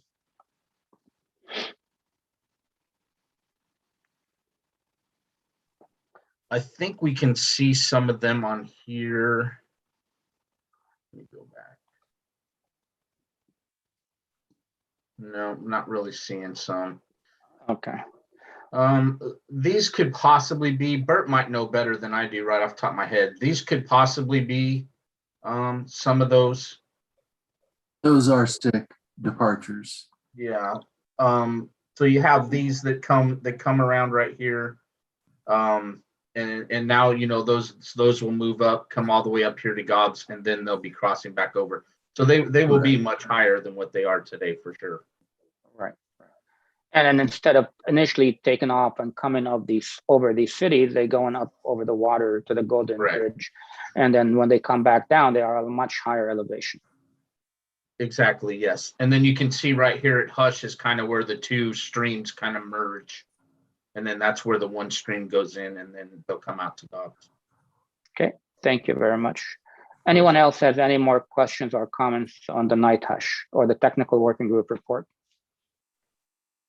Seeing none, thank you, everyone. Mr. Chair, the one thing though, we did want to kind of take the temperature of the membership to see if this is worth moving forward, and then the idea was to have a special meeting to bring back the membership for a vote so that we can all vote on recommending this procedure. So I was hoping that maybe we could get just a show of thumbs up or a voice somehow to get the sense of whether the membership is in favor of moving forward. Okay, I mean, I for one, let me start if I may. I for one, I think there is no reason to delay moving forward with this decision, as it really does provide some relief to those communities. The sooner we do it, if we are in agreement, I think that would be the better, but clearly it was not on the agenda today, so we cannot take action. But I am in favor of kind of getting the temperature and feeling of the membership as if that's something that we would like to see at a special meeting. You're suggesting, Mr. Ortiz? Yes, Mr. Chair, that was the conclusion we got. We actually consulted with the attorney to see if there was a way we could vote on it today, but we were told no. So what we were looking for is to get direction from the membership to whether, so that if we have enough support, then we could bring it back in a special meeting for a vote. And I, for one, I'm very much in favor of it, that even from 1 to 5, we're going to give the people in San Francisco and Brisbane relief for those hours. And I believe that by the time these planes are over any other populated area, they are so high that it's not comparable. the altitude over San Francisco versus the altitude over when they make that turn. So I'm very much in favor of moving forward, and I would appreciate the support. Thank you. So Ms. Stockdale, Chair, how do you we've never suggest? had public input. There's Okay. 4 attendees that have their hands up. All right, let me first finish. Let me first finish with the roundtable, and then I will definitely go back to the public for comment. We're not taking a vote, Mr. O'Neill. We're not taking any action. Okay. Anyone else? Mr. Hamilton, I see your hand up. Yeah, I just wanted to concur. It absolutely makes sense to move forward with the 1 to 5. If it can be expanded, at a later time, that's great. But we absolutely should move forward with this, and I am supportive of it, and we'll support it when it comes back for a full vote. Okay, thank you. Ms. Stockdale, do you have any opinion as to how to kind of get an idea if we have agreement to bring this forward as a special meeting? Yes, we will be sending out a doodle to the membership for a special meeting options. I think we talked about with Chair Hindi about your availability during the daytime or evening, and you had said you're available after 5 o'clock. So we talked about next either Wednesday or Thursday. Like I said, we'll send out a doodle for everyone's availability at 5:30 for that special meeting. That gives staff time to do the public notice that's required for the meeting. And can I ask how long you'd expect that special meeting to take place? I wouldn't think it would be, yeah, I don't think it would be more than a half an hour. Okay, thank you. A very short meeting on that very specific item, whether to move forward with option A or not. Oh, option A, and simultaneously request the FAA work on option 2. Okay, any other comments or questions from the membership? Okay, seeing none, I'm gonna go ahead and turn it over to Ms. Montez. Thank you, Chairman. For this item, because it is under presentations, we will ask the members of the public to hold their comments at the end of all the presentations, but at your discretion, if you would like to take comments, I'll leave it up to you. Okay, so I think we have one more, so let's go ahead and take the next presentation on the ground-based noise with Ms. Schneider, and then I will open it up for the public. Member Schneider, please go ahead, proceed with your report on your ground-based noise. Thank you. Give me a second to get to my notes here. Take your time. And I'll lose the screen when I do that.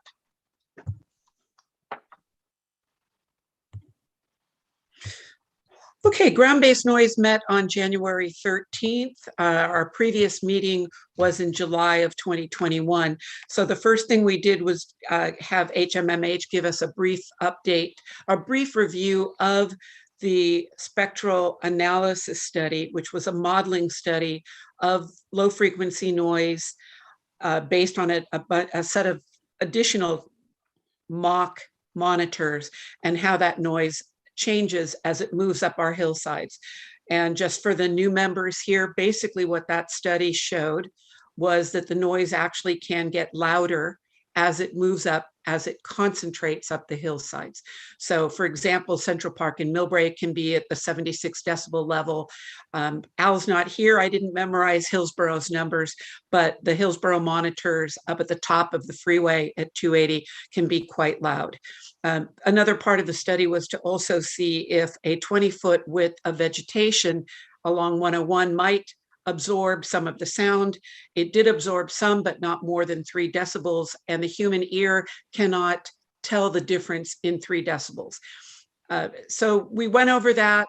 HMMH also came also at the same, since our last meeting, SFO presented a letter with their concerns about the study, their main one wanting to get the consideration of vegetation as a mitigation effort removed from the results of the spectral analysis. And some of us thought that that was a little premature. It does do some, it doesn't do as much as we might have hoped. Although the assumption was if we could get to, if we had more space near the airport and we had 200 feet, we might have more noise abatement. The next thing that we went on to is what to talk about at future GBN meetings. We'd like to see a chart of pros and cons of various recommendations for mitigation for noise, the pros and the cons of it, and hopefully have that by the next meeting. We reviewed the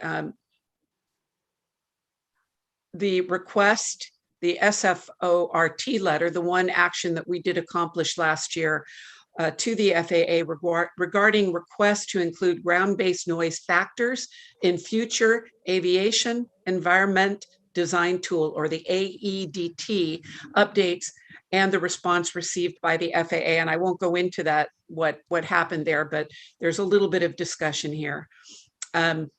We tabled what's happening at the airport commission meeting. We just ran out of time. 90 minutes is really tough to get into it.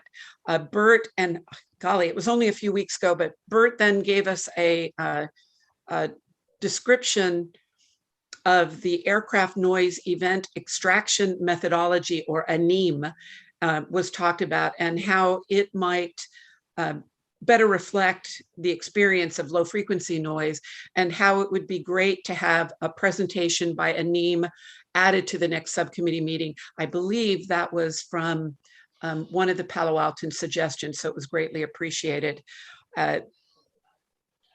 The other thing that we talked about was to begin to go forward to look at what a template of a noise report that was including ground-based noise, low frequency noise might look like, how we could have a discussion, the need of a much more technical discussion on C and A weighted measurements, and what is included in current FAA noise criteria, and what we would recommend as a change so that it better reflects low frequency noise experience and the experience of people living behind or to 45-degree angles of departing jets, because low frequency noise moves at approximately 45 degrees from the jet engine, and then consider as the jet moves down the runway on that. So and getting some better graphics that better explain to the public how A weighted versus C weighted, the 45-degree angle, how all of this impacts the experience or the annoyance level of low frequency noise. I know it wasn't here, but the FAA has recently done a neighborhood annoyance study. And sadly, in that study, they did not include neighborhoods behind runways, maybe possibly some to the 45-degree angle along the runway, but definitely no neighborhoods were included to the rear of that. At least that's my understanding. We also thought that it would be good to have the ANEM process described, or have a detailed discussion at a future technical working group, since technical working group meets every other month. If there's to be any movement on low frequency noise, it's likely not going to happen from ground-based noise. It's meeting twice a year. It will have to be done in partnership with the technical working group. And then for SFO to help ground-based noise understand how the new ANEM guide will incorporate low frequency backblast noise, ambient noise. And then once all of this is better understood, a look at the current monitors, both the Title 21 noise monitors and the other monitors, and how are they in the best place to show the experience of low frequency noise or not. SFO would like to move monitor 8, which is one of the 2 monitors in Millbrae, due to, I think, and Bert, please correct me, all the different noise inputs that particular monitor picks up, given its proximity to trains, planes, and 101, as well as some existing construction that will be ending by the summertime. So that's my report for that. Ultimately, a report from the city of Millbrae. We are going to begin having our own meetings with our own residents to begin updating them with all of this noise impact to my community, because ground-based noise doesn't meet frequently enough. I'll be honest, I had a long talk with our city manager about whether or not the city of Millbrae should stay a part of the roundtable, since the one major noise input was put onto a twice-a-year schedule. Thank you. Hey, thank you for your report, Member Schneider. Are there any questions or comments from the membership on the ground-based noise committee report?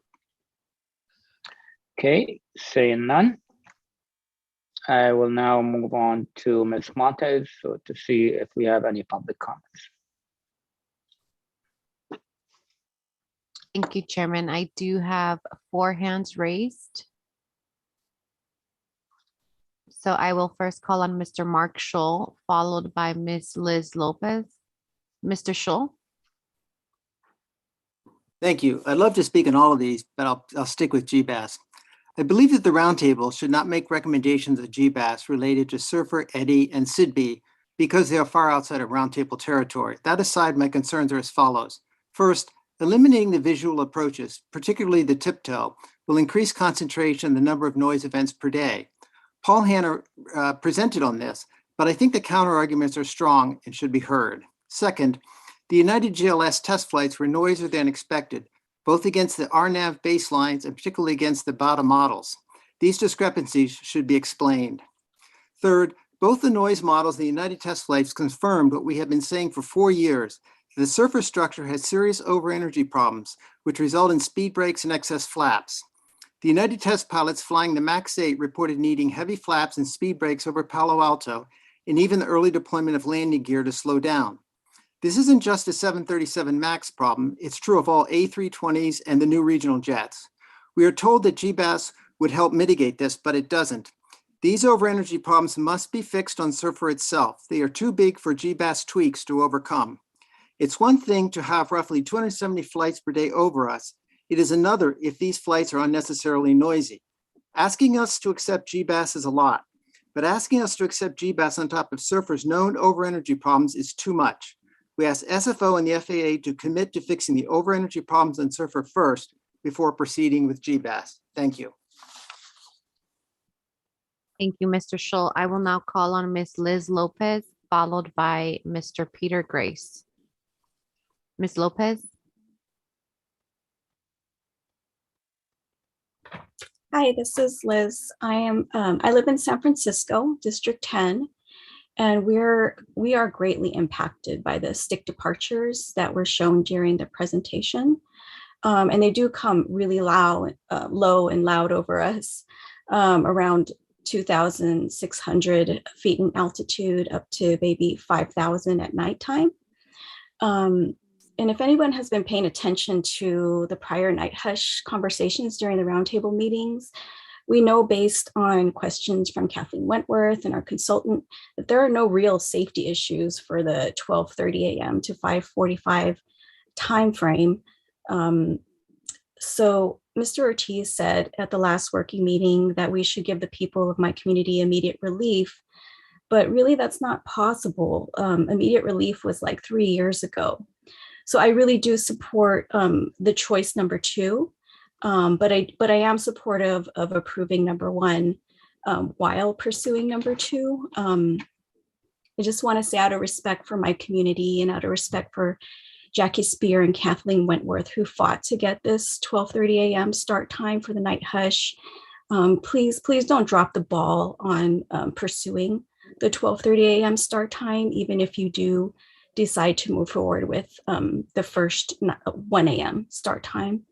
And also, if you could please have our new consultant or Brian Perkins to investigate in depth as to why the 12:30 to 5:45 a.m. proposal cannot be maintained after the return to pre-pandemic flight operations. It would be great to have somebody who understands the technicalities of this to really look into it. Thanks so much. Thank you, Ms. Lopez. I will now call on Mr. Peter Grace, followed by Jennifer. Mr. Grace?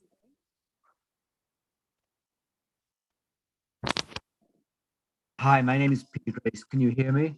Yes. Yes. I just want to comment on the night and hush, 1 a.m. to 5 a.m. to GBAS. And that is, I'd like to clarify that night can either take off runways into the bay or off 28R and turn over Brisbane.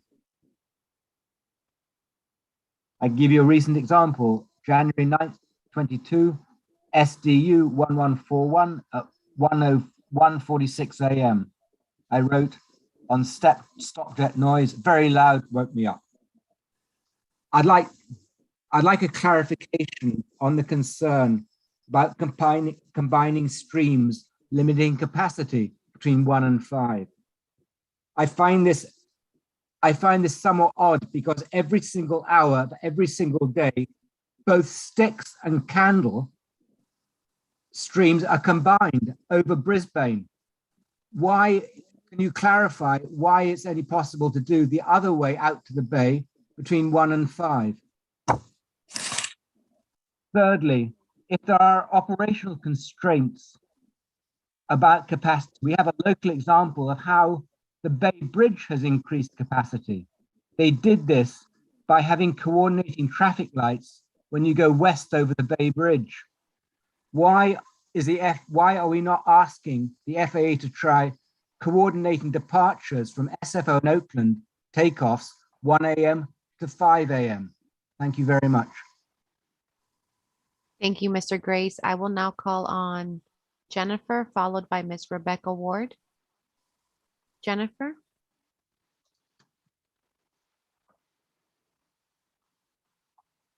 Actually, you handed Hi. it to Rebecca. Can you hear me?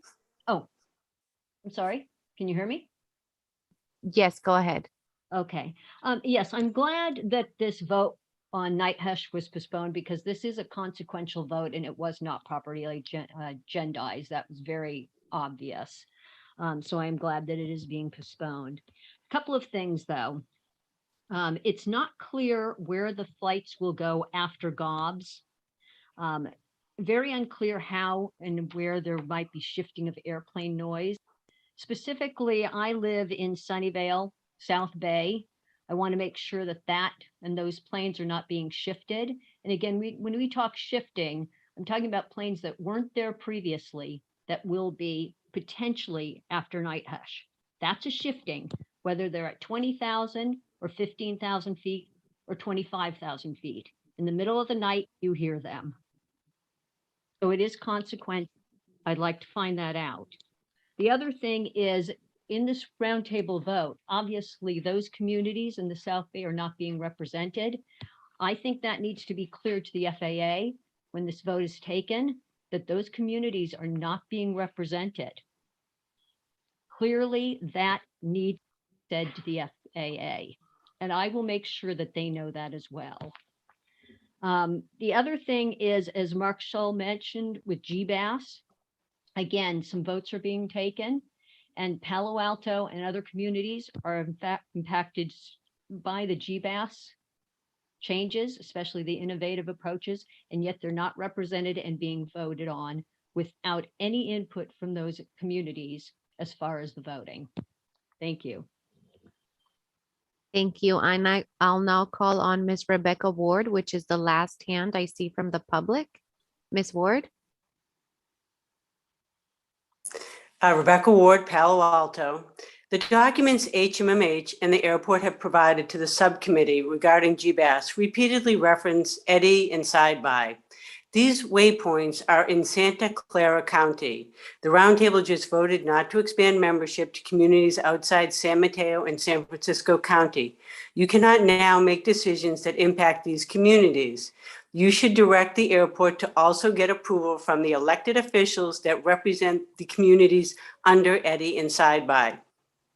Second, as mentioned, but I think it bears reiterating, the limited real-world data on GBAS showed problems with Surfer, over energy planes, speed breaks, and excessive noise between Eddy and Side-by. Clearly, Surfer needs to be fixed before you overlay procedures. The analogy would be building a house on a crumbling foundation. Please note the FAA never acknowledged these issues existed, even though numerous Palo Alto residents complain. This brings me to my last point. It is not uncommon for SFO arrival flights over Palo Alto to fly below SFO's Class B airspace and be above the 200 knot speed limit when doing so. This puts SFO arrivals in busy general aviation airspace. The FAA redesigned the Class B airspace in 2018 in part to fix a similar containment issue off the Capitola coastline to improve safety and to avoid the potential for a mid-air collision. The FAA needs to analyze the Class B containment problem over Palo Alto now, and certainly before implementation of GBAS overlay and new procedures. Thank you very much. Thank you, Ms. Ward. And with that, Mr. Chair, we do not have any more hands raised from the public. Thank you, Ms. Montes, and thank you to the subcommittee chairs for your presentations and your reports and everyone who participated. Now we move on to item number 12, San Francisco Airport Director Report, Mr. Satero. Welcome, Mr. Satero. Okay, thank you. Good evening, all. A few things to cover. One is, maybe many of you are aware, we had an officer-involved shooting last Thursday. It is still under investigation, but we really appreciate the work of the TSA and our law enforcement professionals who were able to contain the event, and unfortunately with tragic consequences for the individual. But it goes to show the importance of the community really seeing something and saying something in order to address potential really catastrophic events at the airport. 5G, probably a topic of interest. We are one of those airports that were defined as needing a buffer zone. Meanwhile, there's a 6-month delay or period while they define what those impacts are to the altimeter systems of aircraft.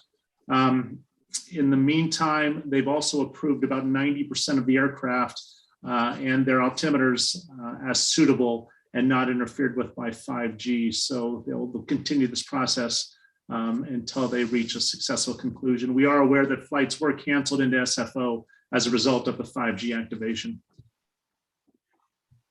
COVID updates, we did see a couple peak travel days prior to the holidays. We were at about 2/3 of our traffic, pre-COVID traffic, numbering about 56,000 outbound passengers a day. January and February, we're seeing a dramatic decline. It's a function of the seasonality that we do see that after the holidays, but also Omicron variant. We are doing a lot of testing at the airport and doing about 7,000 tests a week. We are seeing that trail off a bit though, as the seasonality effects and more countries respond to restrictions around the variant virus. And we continue to do vaccinations at the airport, and we are holding a vaccination booster clinic on February 16th, and we do open this up to the community, and people can access that at our website, flysfo.com. International travel, talking about some resumption of service. Aer Lingus resuming service to Dublin on February 25th. It's a 4-day-a-week, arriving at 3:25 p.m., departing at 5:25 p.m. Level, a Spanish airline, resumes to Barcelona in March, late March, 4 days a week, arriving at 5:55 p.m., departing at 7:55 p.m. And United is also planning resumptions to Amsterdam, Paris, Zurich, and that'll come up in the next month or two. We're also looking forward to some new domestic service and international airlines that will be announcing service from SFO, and we'll keep you informed once those plans are confirmed. GBAS, a lot of interest certainly in GBAS. We are doing some work to redesign an antenna system that's caused a delay in the commissioning. We do anticipate the commissioning will happen in mid-March. And then at that point, flight crews will have the option to request the GBAS procedures of the replicating the current patterns that already exist. And I certainly, want to appreciate and recognize the comments around GBAS procedures. And again, the commitment we have is that to engage with the community and not implement any procedures that have a shifting of noise or a negative community benefit. We know that GBAS is going to take some time to get to the more impactful reduction arrivals and approaches. It's going to take time. We have to go through this process in the phases, but we still remain hopeful that GBAS provides a community noise benefit in the future. I'd be glad to answer any questions before turning it over to Bert for a few updates. Thank you, Mr. Sotero. Any questions or comments on Mr. Sotero's report from the membership? Let me see here. I thought I saw Ms. Schneider's hand. Member Schneider. Thank you. Thank you, Director Sotero. With the articles in the newspaper about 5G and Millbrae being very close to the airport, absolutely understand keeping the airplane safe. But does that mean that cell towers were not activated or will not be activated for communities within X number of feet or miles of the airport? To me, airport safety first on this one, but we do need to tell our residents if they think they're paying for 5G and they're not going to get 5G, what's going on. And I did reach out and had a brief conversation with District Director Perkins of Jackie Spear's office. I think it's more of an issue of just try to let those communities that may be impacted at the cell tower level, what's going on.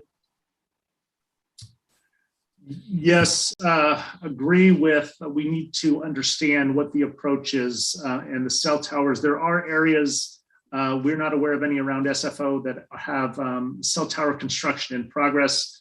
We are doing a lot of outreach to try to understand AT&T's and Verizon's plans for the vicinity of the airport, and we'll keep this roundtable informed. That would be excellent. Thank you. Okay. Any other questions for Mr. Sotero? I don't see any, Mr. Sotero. I do have a couple of questions for you, if you don't mind. On the vaccination clinic, are those by appointment to your website? On the website, there are appointments available. We typically can take drop-ins as well, though. Okay, thank you. And I'm curious regarding the 5G, what's the area or the parameter that you need for SFO to be clear of that interference at this point? You know, I need to confirm that. I've heard discussions of 2 miles. It depends on the power of the antennas and other circumstances, obstructions. I'll have to get back to you on that, Chair.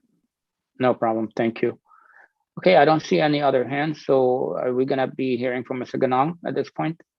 Yes, thank you. Okay, thank you so much. Mr. Ganong, welcome.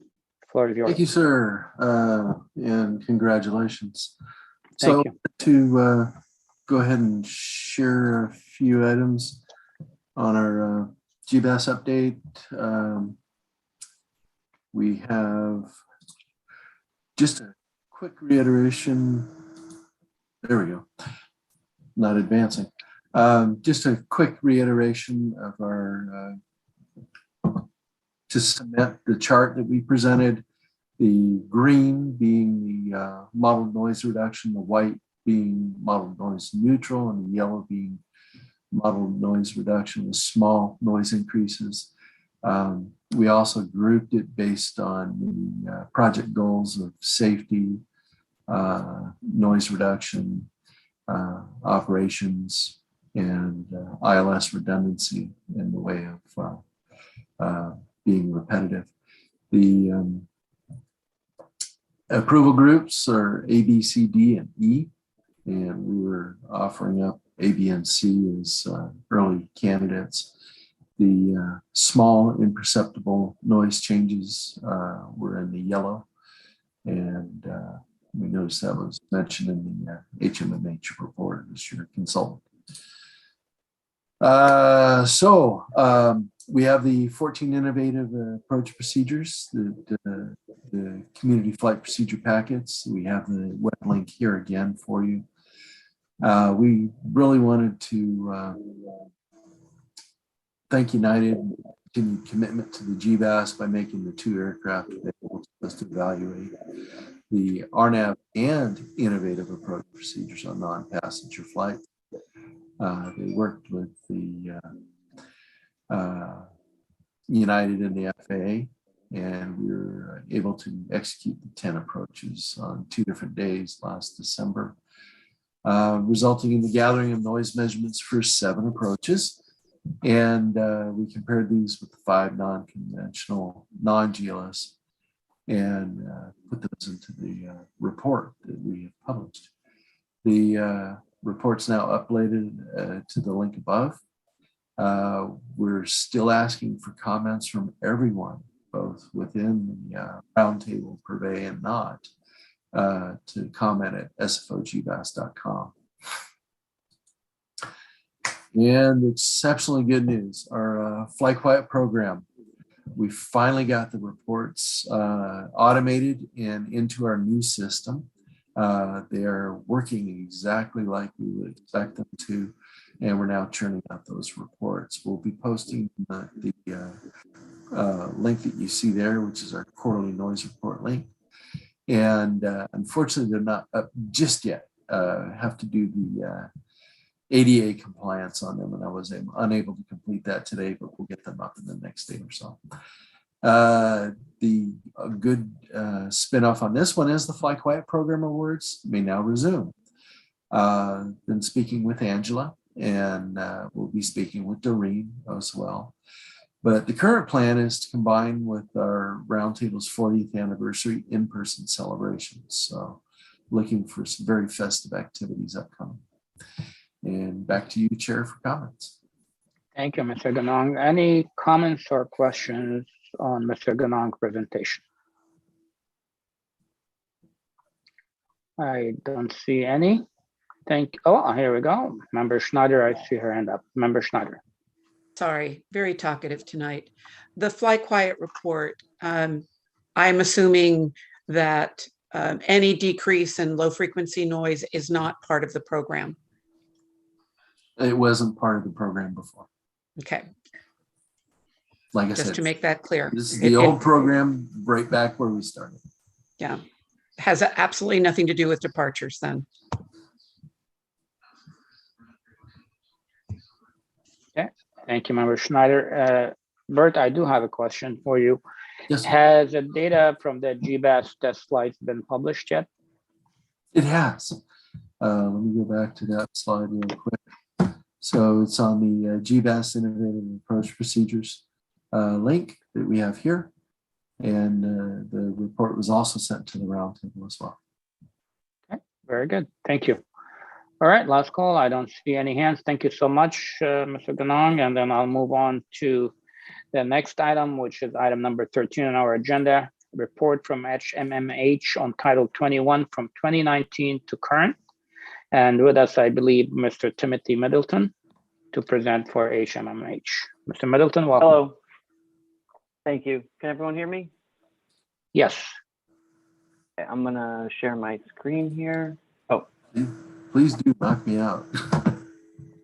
Oh, sorry, Bert. All right, let me get my screen up. Share screen. Okay, can everyone see here? Yes. Okay. So I'm going to present on the status of the SFO Title 21 quarterly reports. I'm covering for Gene Rendell tonight, who is traveling. He's got some airplane delays because of this storm that's taken up like half the country. So I'll go to the next slide. So the agenda, it should be a pretty brief presentation. We're going to talk about the Title 21 reporting requirements for anyone who might be unfamiliar, and then a discussion on the historical quarterly reports, and then the plan for the future quarterly reports. So the Title 21 California law has reporting requirements that says that the county must submit within 75 days after the end of each quarter, or the airport must submit to the county within 75 days after the end of each quarter, the noise reports that contain at a minimum the 65 CNEL contour, which gets validated with noise measurements for airports like SFO that have noise monitoring terminals. It shows the annual noise impact area and the number of dwellings and people within the noise impact area, as well as the CNEL measurements for each day of the quarter. And these reports are kind of summarized with the form DOA 617 that summarizes kind of everything in the report. And that's on the kind of first page of the report. That is the summary of the quarterly statistical information for the airport. Historically at SFO, all the quarterly noise reports that have been published can be viewed on the SFO website. And when you look at the website, you see, and part of the reason that we are providing this update is because there was a gap with quarterly reports for the years 2009 through 2016 for about 8 years. And SFO has zero impact area. They had a zero impact noise area prior to 2009, and they've had a zero impact noise since, I believe it's since 2001. And since reports were started again in 2016, they're still in a zero impact area. And the status of the impact area is given at the beginning of the quarterly reports. So the county has determined that there's no need to request from SFO to provide the historical quarterly noise reports for the years 2009 through 2016. This is really because the intended use of the reports is to show compliance with Title 21 requirements. So it's kind of a rolling quarterly requirement, and it's the most recent report is the report that matters the most in terms of the requirements. There's no purpose served to prepare the missing reports after the reporting period or the quarter has occurred. And so we've kind of confirmed that going back and looking at the regulation and having some conversations. So the purpose of the report is to, the Title 20 reports is to move forward, and each quarter you report on the rolling annual year from each quarter. So going forward, what the plan will be is the county has requested for SFO to provide the quarterly noise reports within 45 days after the end of each quarter. This would give the county 30 days to review and submit to Caltrans. And as I said at the beginning of the presentation, this allows for the 75-day submittal window. Due to the level of effort required to produce the reports, if for whatever reason the 45th day at the end of the quarter falls on a weekend, SFO is requested to provide the report on the following Monday. And then HMMH, we as the Roundtable's technical consultant, has verified the information required by Title 21. That's part of what we do in the process, and make sure it's included in the quarterly reports prior to the county submitting to Caltrans. So that's kind of the summary of the reason for the Title 21, the history of the missing reports, and then what the process will be moving forward. Because ultimately, this slide is the process that the airport will be working with the county and then submitting to Caltrans on moving forward. And that kind of covers it. I don't know if there's any questions.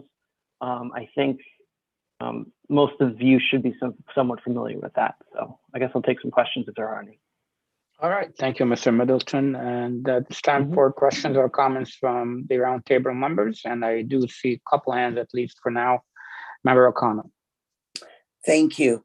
Mr. Middleton, while the county does not feel the need for the Title 21 reports because of possible redundancy, does the state agree to that? And does it meet our legal requirements? Or could or would these reports be helpful for future data comparison, even if not determined by a need by the state? My understanding that it does meet the legal requirements. I'm not a lawyer, so I'm not giving legal advice, but my understanding is following the regulation, this meets the regulation, that it's more of a moving forward. The analogy I was kind of thinking of today when describing it was kind of like, if you're driving 100 miles an hour in a 65-mile-an-hour zone, you might not be within the rule, but then if you slow down to the speed, it's when you get detected. Not that we were speeding, but it's more of it's a rolling rule as you move forward. Plus, before 2009, the airport was within the no action. So they were in compliance before the 2009 and then after the 2016. So maybe this isn't a question for you, but for the state's legal team or our legal team to determine if just because the county decided they didn't need these reports, aren't we still legally mandated by the state to provide them? It's my understanding that no. That's how, for the discussion I had with Jean prior and the briefing on this and our review of it, it's not required. Okay, I'd like to, when it comes back and we have Jean with us, I'd like to readdress this because I think that it doesn't really answer all my questions, but thank you so much. Okay. Yeah, and if you want to either email Doreen or email me what the questions are, we can get them to Jean so we can get back to you on it. But you know, that's our understanding of it, is we're meeting the requirements now, and you know, there's no data analysis that would be needed for any of that, those quote unquote missing reports. Tim, if I may. Yes, Mr. Ganong. Jean did speak with Caltrans, as did we, and that was their determination and their wording. Great, and also we did give up the data for the entire period to the roundtable, as we were promised we would. Okay, so the reports were submitted to the roundtable, just not The needed data. to be. The The data data for the was given to the reports, yes. roundtable, just not pushed on to the state. Right. Okay, thank you very much. Okay, thank you, Member O'Connell. Next, I see Member Schneider. Thank you, Chair. Okay, what does zero impact area mean? Zero impact area means that there are no non-compatible land uses within the 65 CNAL contour. So that's the regulation for Title 21 in terms of the land use controls. Okay, although it is based on A-weighted noise, not C-weighted noise. Yeah, that's correct. That's the CNEL is A-weighted based off, that's the requirement. Yeah. So California's Title 21 is based on what the federal government, the FAA, uses to measure noise impacts. And that is also no. the same for car noise on 101 as it is for airplane noise? California uses the CNEL metric, which is approved Okay, the California for use in version. airports. Yeah, it's the California version of the DNL metric, which is Okay. used at the other 49 states. But it also does not describe the noise that impacts the close-in communities. Let's just be honest here. It doesn't take into account low-frequency noise. Is that true?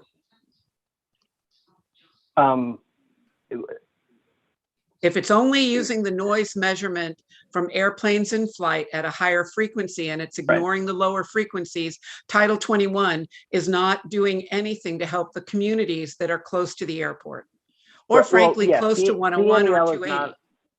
Yeah, CNEL is not a C-weighted average. Okay. Or C-weighted metric. I'm a little confused. Which county entity said, oh, that's okay, don't go bother finding those old reports? Which county entity is that? Is it the Board of Supervisors? Is it CCAG? Is it City County Association of Governments? Who went and said, hey, don't worry about it. We don't need that data. I think that's probably more an appropriate question for staff rather than Mr. Middleton, unless Mr. Middleton knows the answer. Fine. The reason I'm bringing that up is that we at the ground-based noise level have been trying to recreate the changes at SFO with noise over time, because we don't seem to fall under you can't shift noise when the flights are in the air, but you certainly can shift noise when the sound is on the ground. So we had asked for noise reports, maybe not Title 21 noise reports, going all the way back that reflected every change at SFO, from the creation of the international terminal to the expansion of Terminal 1 to the changes of the taxiways to the the moving of the two runway, one left and right, closer to the city of Millbrae, to the removal of the old fire station. All of those would have an impact of the sound that's hitting Millbrae, Burlingame, and Hillsborough. So having that Title 21 data, maybe it could provide no necessary information as we try to create or recreate what has happened to low frequency noise over time. And I think to Bert's comment before, oh, go ahead, Bert. Sorry. We supplied to HMMH all the noise data that was requested for the studies. And as far as the period of time, we've offered that up and given it over to the roundtable. So we didn't need Title 21 then to get that historical data. That's what you're saying. No. Okay. My final question would be, I'd like to know which county entity said, we don't need this. Maybe they contacted my city before my time, but I would certainly like to know which agency gave that approval. Through the chair, if I may chime in, I believe that was a little bit of a discrepancy. It is not the county that suggested for them not to be reviewed. It was former roundtable coordinator. And I believe that some of that was also based on budgeting amounts for HMMH and how to use their time. But it was not the county of San Mateo that made the decision. Okay, I wanted to clarify that. Thank you, Ms. Montez. Like Member O'Connell, I would love to see this back when Jean can give us a little bit more information. Thank you. Noted. Thank you so much. Okay. I don't see. Thank you, Mr. Middleton, for your presentation. All right. Next, Thank you. I'm going to go. You're welcome. Thank you so much. I'm going to go ahead and move on to the next item on the agenda, item 14, members' communications and announcement. Are there anything members would like to share with us this evening? I do not see any. Going once, going twice. All right. We now open the public comment on presentation on item number 18 through number 14. Ms. Montez, do we have any public comments? Thank you, Chairman. I do see two hands raised at this moment. So I will first call on Ms. Darlene Yapley, followed by Mr. Peter Grace. Ms. Yapley? Hi, my topic is on the GBAS test report. Thank you very much for posting it. I was able to review the data. There were 8 test flights and 1 was invalid. So I'm curious, why was that particular test flight invalid?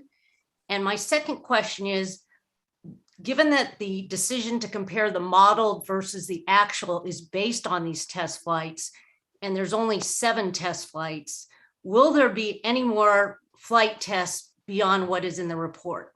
Thank you, Bert.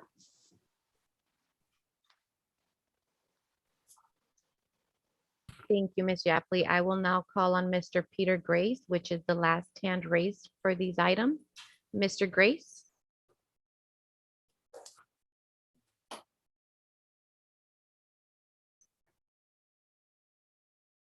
My name is Peter Grace. I live in Brisbane. I would like to comment on Timothy Middleton's comment that the county has determined there is no need to request SFO to provide historical quarterly reports. I have two questions. This really is echoing O'Connell and probing further. So I'd like to build on what Terry O'Connell has said. Let me remind the roundtable, Title 21 requires that the county submit the Title 21 quarterly reports to Caltrans, the regulator. Now, those on the legislative committee, please listen. Could the county share with us the letter from Caltrans that says Title 21's regulations do not need to be followed? Remember, Title 21 is the designation for problem airports, which SFO is one. I did a Freedom of Information request of Caltrans in October 2020. We received the Title 21 reports for Oakland Airport, San Diego Airport, San Jose Airport from October 2009 to October 2020. There were no reports from San Francisco, no reports submitted to Caltrans 2009 to 2020, no reports. Surely you agree your citizens deserve to be treated the same as citizens near Oakland Airport, San Diego Airport, San Jose Airport, and get the reports, the historical record. If you give me more than 2 minutes, I can speak further about why I did a FOIA request after failing to get answers at the round table. To sum up, 2 questions. Could the county share with us the letter from Caltrans that said Title 21's regulations do not need to be followed? Secondly, do your citizens deserve to be treated the same as citizens under Oakland, San Diego, San Jose airports, and have the historical record? Thank you. Okay. Thank you, Mr. Grace. And Chairman, I do have one other hand raised from Jennifer. So I will, Miss Jennifer from Sunnyvale. Yes, hi, can you hear me? Yes, go ahead. I actually just had a very fast question. On Night Hush, I just was wondering where we can see the projected flight paths after GOBS and the percentages of the flights that are expected to take each of those particular flight paths after GOBS. Is there a website where we can see that? So we can see the impacted communities. And that's it.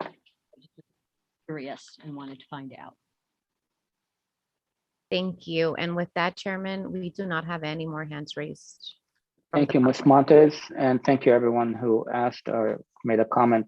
Mr. Ganong, are you ready or prepared to answer Ms. Yapley's question about the test flights, or would you need some time? I can say that those were test flights and those were committed. Once the system is actually in place and we are able to be capturing more data in the future, we will. We know that this is a minor, small sampling. And to really get a good data subset, you're going to have quite a few flights. So we're looking forward to hopefully getting back out near the same locations, if not the same locations. I don't know if folks will be wanting to have us back after being there for 2 months. And we're hopeful that we'll be welcome back. Okay, thank you. And with regards to Jennifer's question about the flight path, would that be you to answer, or that would be the FAA? I'm afraid that would be the FAA, but it shouldn't be a change. Oh, there's Mr. Burt. Okay. Thank you so much, Mr. Chair, what question are you referring to? Jennifer mentioned that at Night Hush, what is the flight path after GOB? Is it going to be changing from what the procedure on the stick was, or is it just simply going to follow the path, probably what the stick was? No, they'll go to the next waypoint after GOBS. So it could be Entel, it could be Libo, it could be Kitna. I believe in previous briefs, we have that information broke down. Don't quote me, but I think it was the 7/29/2020 that might have that information. That roundtable or technical working group brief would have that, I believe. Okay, so let me follow up on that just as a point of clarification. So the stick procedure used to make a left and go over the communities on the peninsula. With the Night Hush, is going to go over the water, turn left at the Golden Gate Bridge, and then after GOB, start heading back. Is it going to start heading back to the same waypoints that the original stick would be, or different? Correct. So let's say that one aircraft departed and they're going to fly the stick, and then their next fix is going to be Entel. That aircraft will now go on the Hush, go all the way to GOBS, and then turn towards Entel and proceed to Entel. Okay. And then on their flight plan. Does that make sense? Okay. Yeah, it does make all the sense. So that's in essence, basically what we're saying is we simply gonna keep the procedure the way it was after they turned from GOB. They just keep coming down to wherever they used to be on the stick. Correct. Instead of making that turn, they're going to go out to GOBS and then they'll join their original flight plan route. Fantastic. I hope that answered the question for Jennifer. Okay. Let me. I don't have any raised hands before I move to the next item. Thank you very much. No, I do not have any raised hands. Thank you very much. With that, we're going to be moving over to item number 15, which is the adjournment. Before we do that, I want to remind everyone that our next meeting is on April 6th, 2022 at 7 p.m. Thank you all for your participation, and thank you again for your vote of confidence. Have a good evening and take care of yourself with this Omicron spreading like a wildfire. Take care. And thank you to Kathleen. Absolutely. Thank you. Thank you, Kathleen, and thank you, Sam. Thanks. Thank you, Mr. Thank Chair. you. Good night, Good all. night. Ricardo. Thank you. Good night, Thank you. everyone.